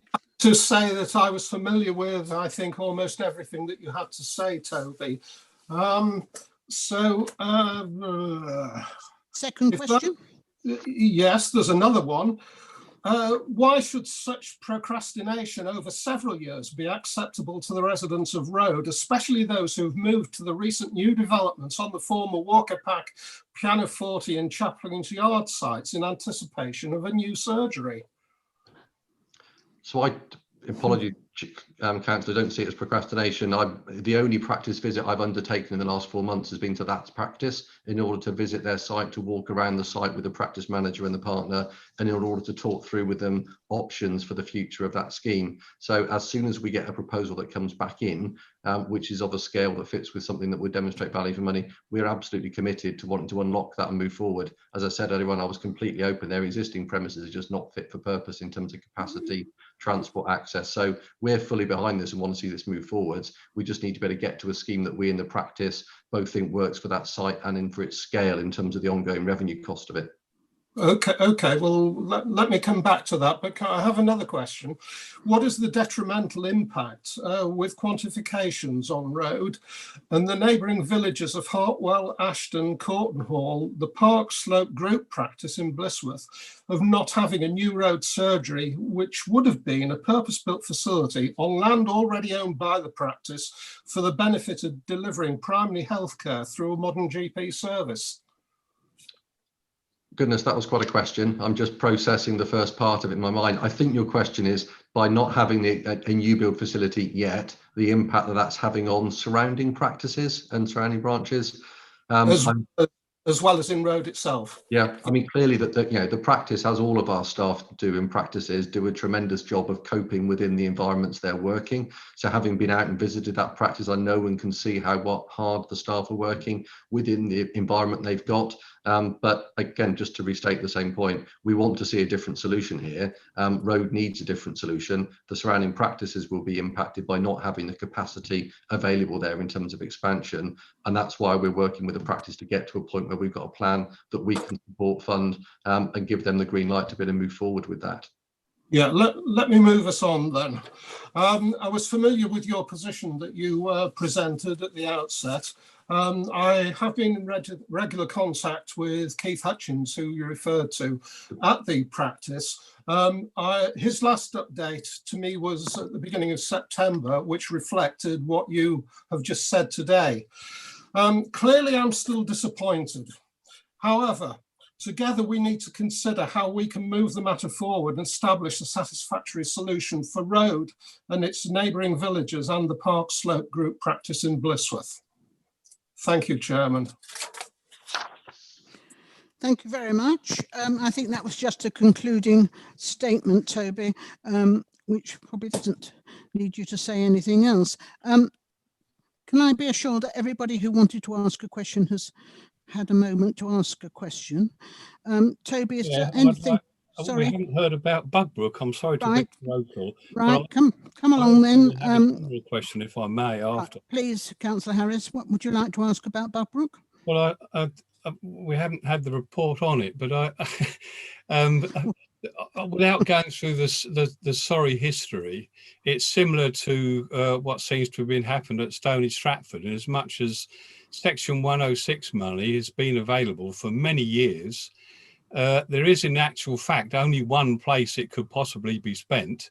The surgery have actually submitted projects over those years, and they've either been totally ignored because there's been no one there to deal with them, or they've been knocked back through a criteria for approving projects that they hadn't heard of before. I should say it's better now. There's someone there who they're dealing with and who's being more helpful. But it's just a concern that these things go on for years.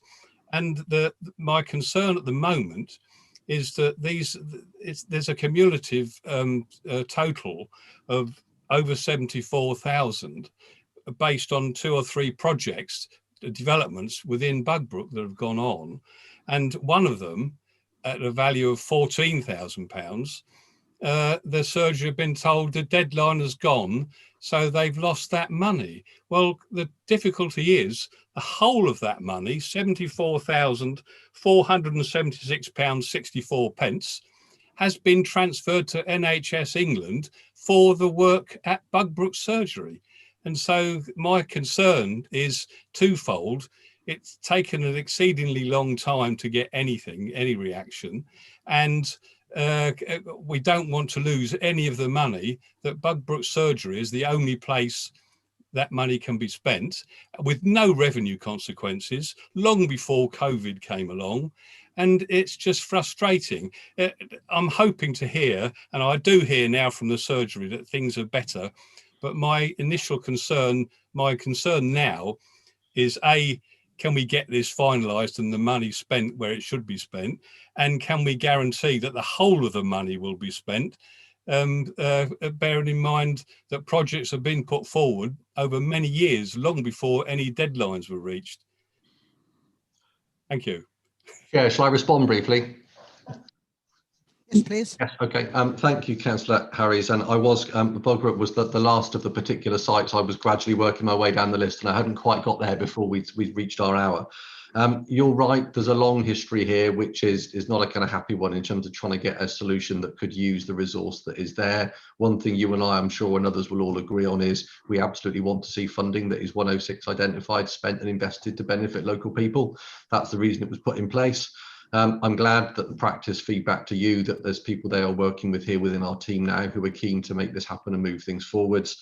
You'll know, because you're clearly very familiar with the site, it's properly constrained in terms of its cul-de-sac application, in terms of the school next door and so on. So working through solutions to that is not straightforward. I was briefed by my team earlier on today that they are in discussions at the moment with the practice and are optimistic of being able to work something through that can be jointly agreed on in order to make sure that we use that funding in the way that you and we would all want. So that's kind of an acknowledgement that we're not there yet, but we've got people working together in a constructive way to get to a better place with that. So I'm sure that you will watch with interest where we manage to get to on that. Well, thank you for that. Thank you. Just before you have to depart, can I thank you, first of all, very much, all three of you, for coming and answering our questions as well as you are able to. The National Health Service seems to keep reinventing itself over a period of a long time now, and I guess whatever the bright schemes which thought to be good at the moment will be altered in several years' time. One question I would like to ask you, if you could answer, please, is I hear a rumour of an emergency services hub in Towcester. Do you have any information about that? Toby or anybody? Or it might be just a rumour. Is this the ambulance? Is this the ambulance getting into bed with the fire service or something? I genuinely am kind of listening to the question, and I can't immediately place that in my head into something that I'm sighted or aware of. I know we're perhaps it's just a rumour then. Yeah, well, maybe. I mean, I know we're doing things at the moment with, Naomi mentioned earlier on, the groups of GP practices working together. And so they've been looking at things, for example, like what we've been calling hot hubs to enable COVID positive patients to be seen face-to-face in different settings across the county. Yes, I don't know whether this is part of that. I've no idea. Somebody just mentioned it to me and I didn't know what they were talking about.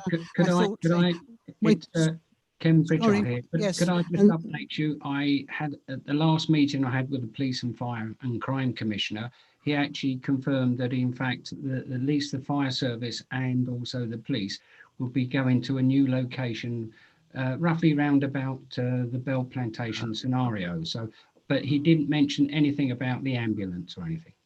Okay, well, thank you for that. Intelligent. Councillor Wiltshire, you were waving to me, were you? Yes, I just wanted to come in and ask Dr. Naomi Caldwell a quick question. She's on about training being put on hold at the moment. Would this include training for people, say, at an emergency, A&E, where you go in there for minor emergencies? Because I do feel that the Horton does need some extra training on looking after minor injuries rather than the major ones, having an experience a couple of months ago. I just wondered whether they were going to put extra training in for them. There was talk about it. Thank you. Naomi, do you want me to answer that one? You can do if you've got more information, Joe. I'm very happy to pass over to you. So I think it's fair to say that the Horton is outside our patch, although obviously, as we've said previously, we do work really closely with neighbouring schemes. We do talk obviously with Oxford's CCG, and I think it is about making sure that minor injuries units are available. Certainly there hasn't been a stop in hospital training. There were some slight changes during the first wave of COVID, but staff of all disciplines are being trained across the health and care system. Nurses, doctors, allied health professions being trained in all the different areas. That does continue. I'm absolutely certain that it will be on the Hortons agenda to make sure that their staff are appropriately trained. It does fall somewhat outside our remit, and obviously that will be within the trust management system to decide what sort of training their staff need. But training has not stopped completely. It is something we are continue to be committed to across the NHS and across the care system as well. So training will continue. Obviously that's slightly outside our patch, so I can't comment on the specifics, but certainly where we have minor injury type facilities, staff are still trained to do this, and I'm sure Oxfordshire is exactly the same. Well, thank you very much for that. Yes, though of course, sorry. May I just? Oh, Councillor Harris, yes. May I ask one? I promise from me final general question about vaccination that I think Dr. Watts mentioned earlier. Mentioned mass vaccination centres and GP surgeries. I'm sort of assuming, although I've got no basis for this, that the Pfizer will need to be perhaps administered at a mass centre because of the difficulty of keeping it at the temperature it needs to be at. And so are there issues of, bearing in mind the first tranche, I'm guessing, will be, apart from those in the front line and health service, will be the most vulnerable. They'll then have to travel, will they, to a centre, or is it far too early even to consider these issues? I think it's fair to say we need to know what's happening with the licensing of the vaccines first. So we would not be considering delivering an unlicensed vaccine once we know the vaccination status. We will need to make sure that all sections of the population are vaccinated appropriately. Obviously, not everybody can come at once, but it is really important that we have that equitable distribution, that those people who are vulnerable are offered the vaccine early, and there are going to be a range of different options depending on what people have available. The first stage is we need licensed vaccines, then we know they're safe. We need to get the population coverage. Once we've got that, then we will be able to give a range of different options to people, because different things will suit different people from a vaccination point of view. And bearing in mind that this is likely to be 2 vaccinations, 28 days apart, it is really important that we make sure that somebody gets to a site that they can get to twice. And so it is, yes, we need a licensed vaccine. And then we need to work out which vaccines go to which sites, but there are likely to be a range of different options for our population. Thank you. Thank you. So I'm sure you wish to leave us now. Can I thank you most sincerely for coming to see us this evening? It really has been helpful. I wished, Toby, that your crystal ball was a little bit clearer for the next 5 years or 10 years, but I think that is beyond the wit of most of us, and we probably have to wait for the politicians to pontificate on what they think health services are going to look like in the future. So, doctors, thank you both very much. Thank you, Toby. I hope that you're finding it rewarding, because it must be totally frustrating, I'm sure, at times. And I know in my little bit of involvement in the health service many moons ago now, every day was different, basically. Am I able to say thank you very much to you and to your teams for hosting us. We really appreciate the opportunity to talk together. Obviously recognise all of the really hard work that's going on across the health and care system. Would urge everybody to be kind to frontline staff who are going through a difficult time. We will all do our best, and thank you very much for the opportunity to come and speak with you. Well, it's our pleasure. Thank you all very much. And can last possible comment from me. When we asked about consultation before, the answer we got that you have an employee who has the skill set.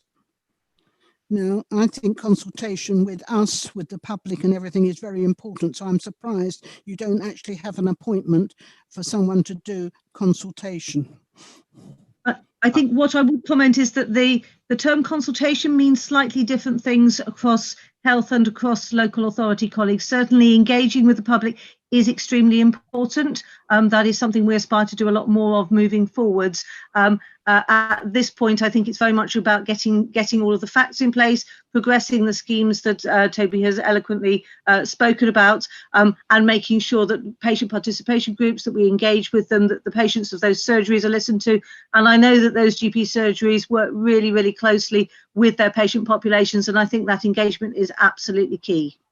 Well, perhaps we could call this person the community engagement officer or something, because that would embrace wider than patients. Because in my limited experience with patient groups, it was a bit of self-interest a lot of the time, if I may say so, rather than looking at the broader parameters. But anyway, that's for another day perhaps. So thank you, all three of you. Thank you very much indeed.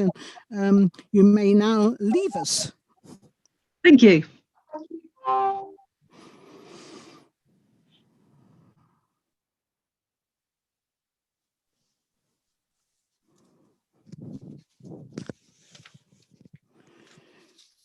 Right then, shall we continue with our meeting? Unless anybody wishes to make any comments.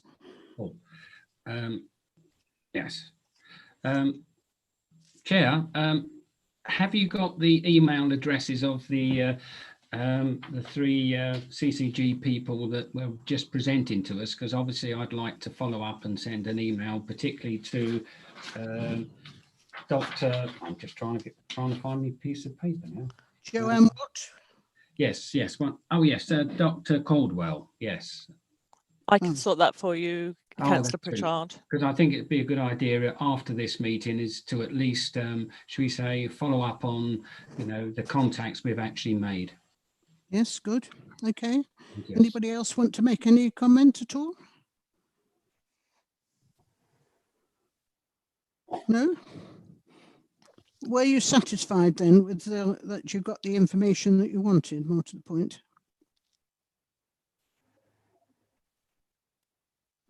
Elaine? I think it was extremely good. We did get an awful lot of information out of them, Chair. So I'm quite happy. There's an awful lot going on, as you say, behind the scenes, especially with the COVID it getting in the way. And I think it was great that they actually spent all this time, a good hour with us this evening. Thank you. Well, we will write enthusiastically and thank them, won't we, Leslie? Yes, we will. Well, somebody will, yes. From my point of view, after years of silence and sort of obfuscation, it's actually good to see someone and talk to them, and so they're at least aware of the situation and possibly, hopefully, even dealing with it. Well, I think it's a sad thing that the engagement between local authorities and representative of the NHS service locally has been slight and poor for a long time, really. And so we're hopefully looking at a better arrangement for the future, because it's important these days that people actually work together. Yes, Charles. I mean, I totally endorse what everybody's saying. I slightly suspect that the use of Zoom for remote meetings helps bring these sort of people to the meetings. Yes. And we should, going forward, we should actually try and use this as a combination, even when we're all together. Good. Alan? Yeah, I wouldn't say I was overly enamoured by what was said tonight. But having said that, this is probably it's about the third time, because twice as a county councillor I've met the CG, whatever they're called anyhow, and they're very good at talking the game.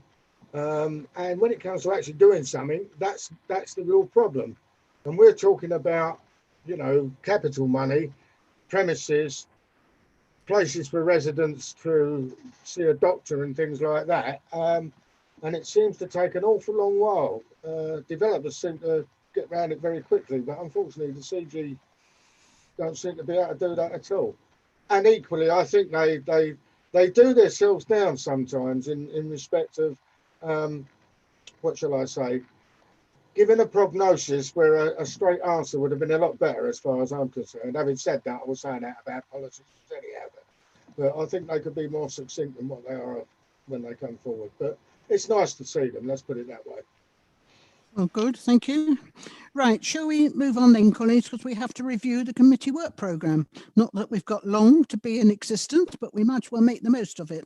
So if you could turn to pages 69, I think. And Leslie, this is for you, is it? Yeah, so I hope everybody's had a... Sorry, I am live. Yes. I hope everybody's had a chance to look at the topic sheet. The co-op project, obviously, we've had an update today, so you're all aware of what's going on there.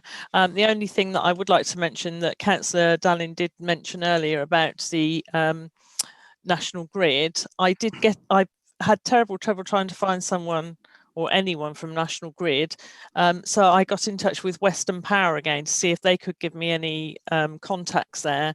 And he came back telling me that, as I've written in the topic update, that there is a white paper due to go which would address a lot of the issues that were raised with Western Power when they came to the meeting back in when was it they came back in September, beginning of September.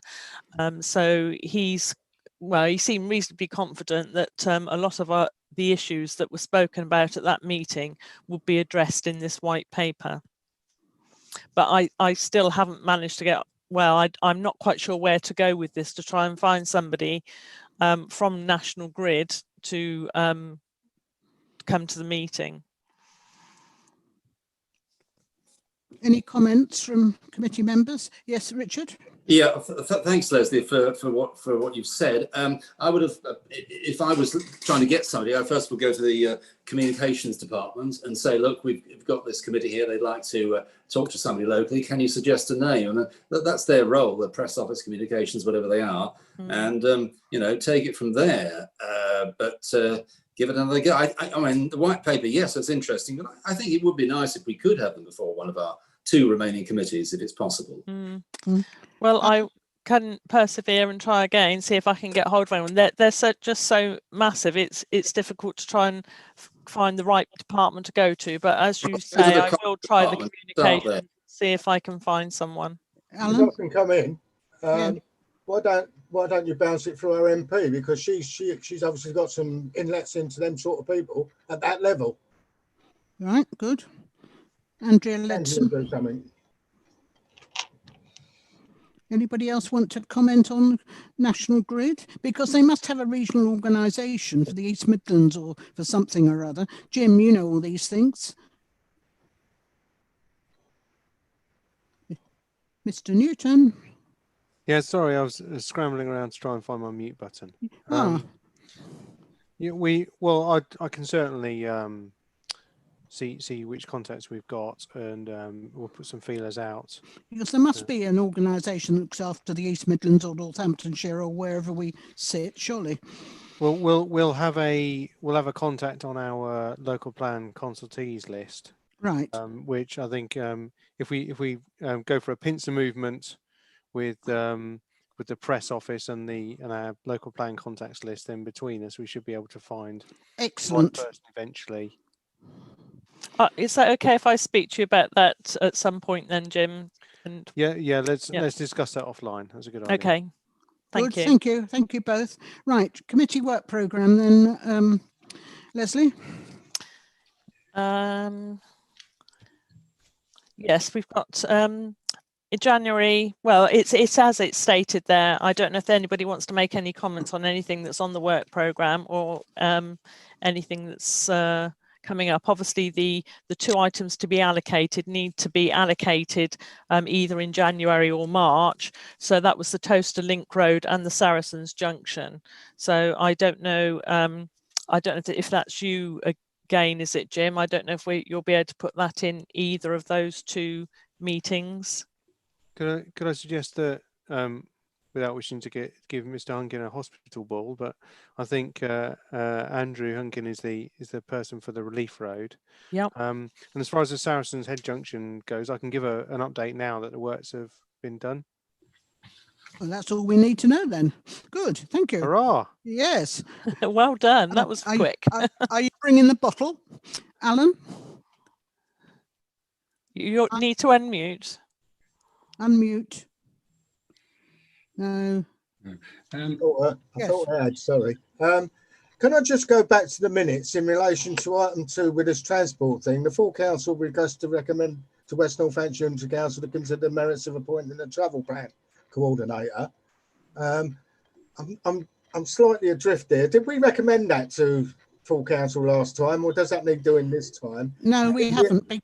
It's the report of the working group, and it's got to be taken together with the report of the 106 Health Working Group, and that report, health, will come to the next scrutiny meeting, Leslie, is it? That's correct, January. And then we will endorse them, hopefully, and then they will both go to Mr. Hunkin, full council, or, sorry?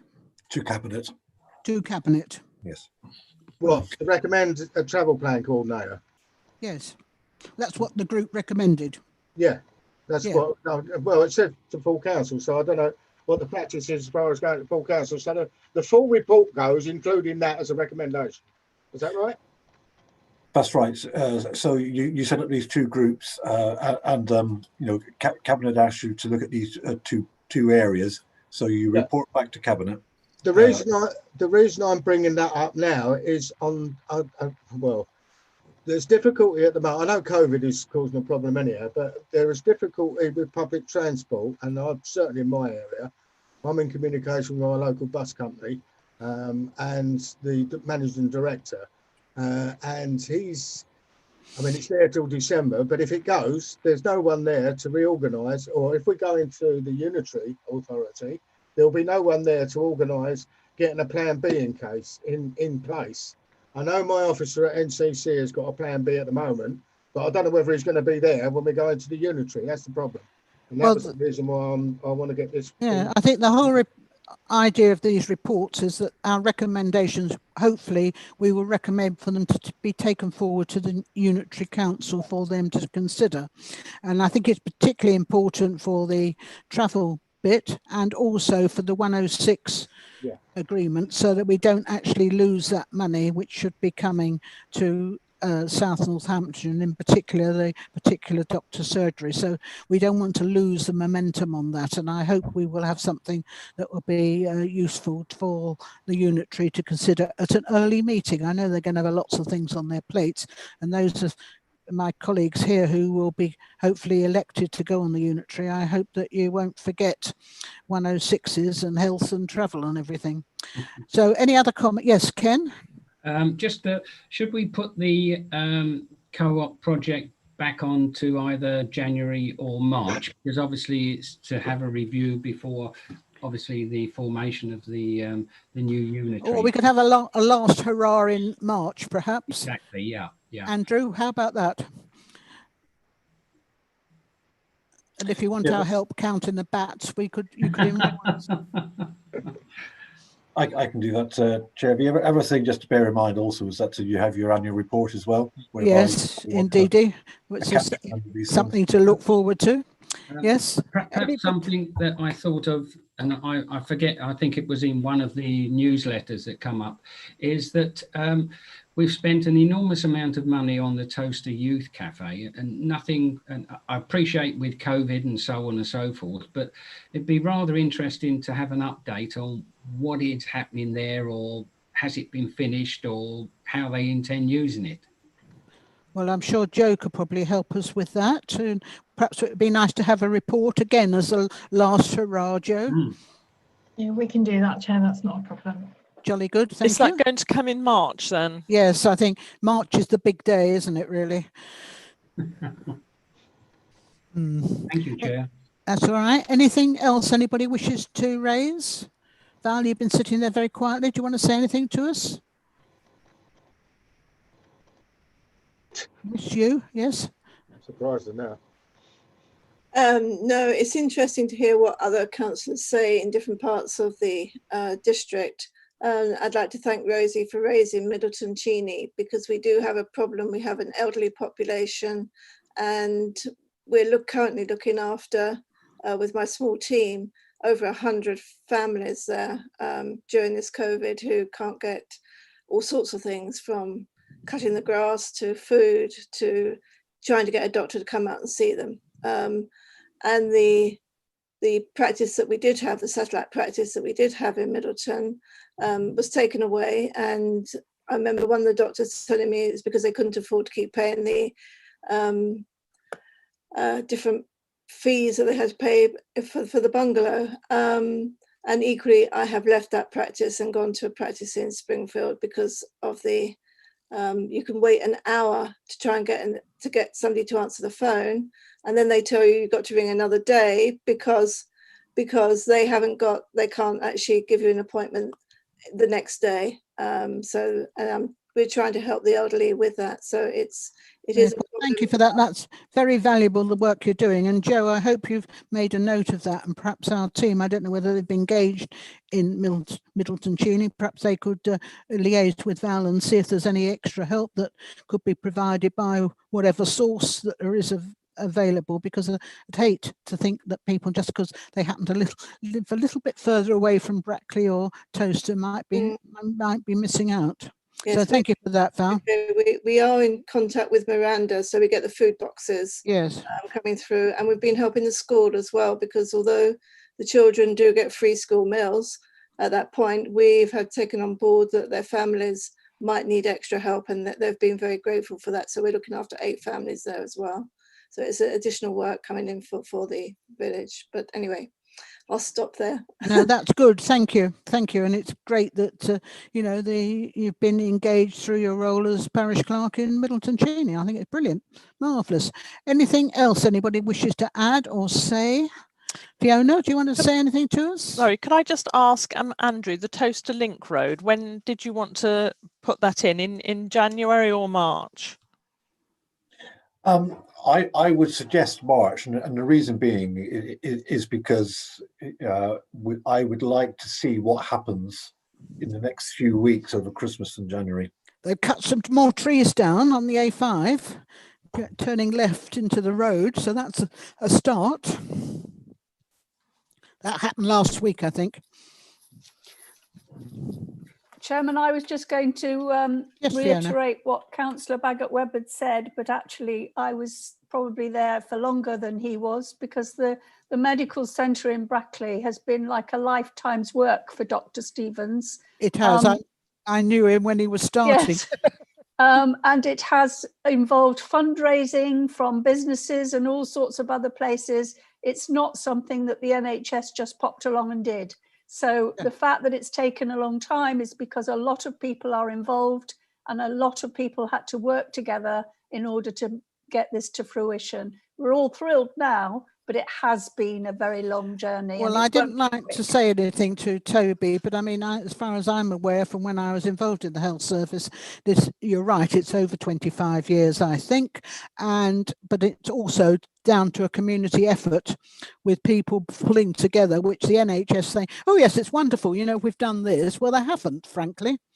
If people hadn't been agitating, and particularly to get the community hospital sorted, and I remember having discussions with, I think it was St John's Ambulance at one stage, were thinking of doing something that far back. So we've had lots of agencies involved in order to get a fantastic facility for Brackley, and we just need to see something as good as, or nearly as good as, for Towcester, and it doesn't look as though we're going to get it, frankly. However, anything else? I was just going to also raise with Andrew, I haven't given up on the Brackley toilets that are in the same position as the Towcester toilets. So I'm not quite sure why we've been kicked into the long grass, but we will talk about that off here. Thank you. Yes, good. Keep your eye on the toilets. It's always important. Anything else anybody wishes to say? Leslie, are you happy that we've done everything we should have done? Yes, I think that I'm clear on the things I've got to add to the work programme, and that's if everyone's happy with that, that's fine. Good. So I would like to close the meeting at nearly 7:05. Can I thank you all very much for your participation? Although we've been waiting for this moment since July, it was worth waiting. And can I thank my glamorous assistant on my right-hand side, Mr. Kent here, who's still looking glamorous, you'll be pleased to know.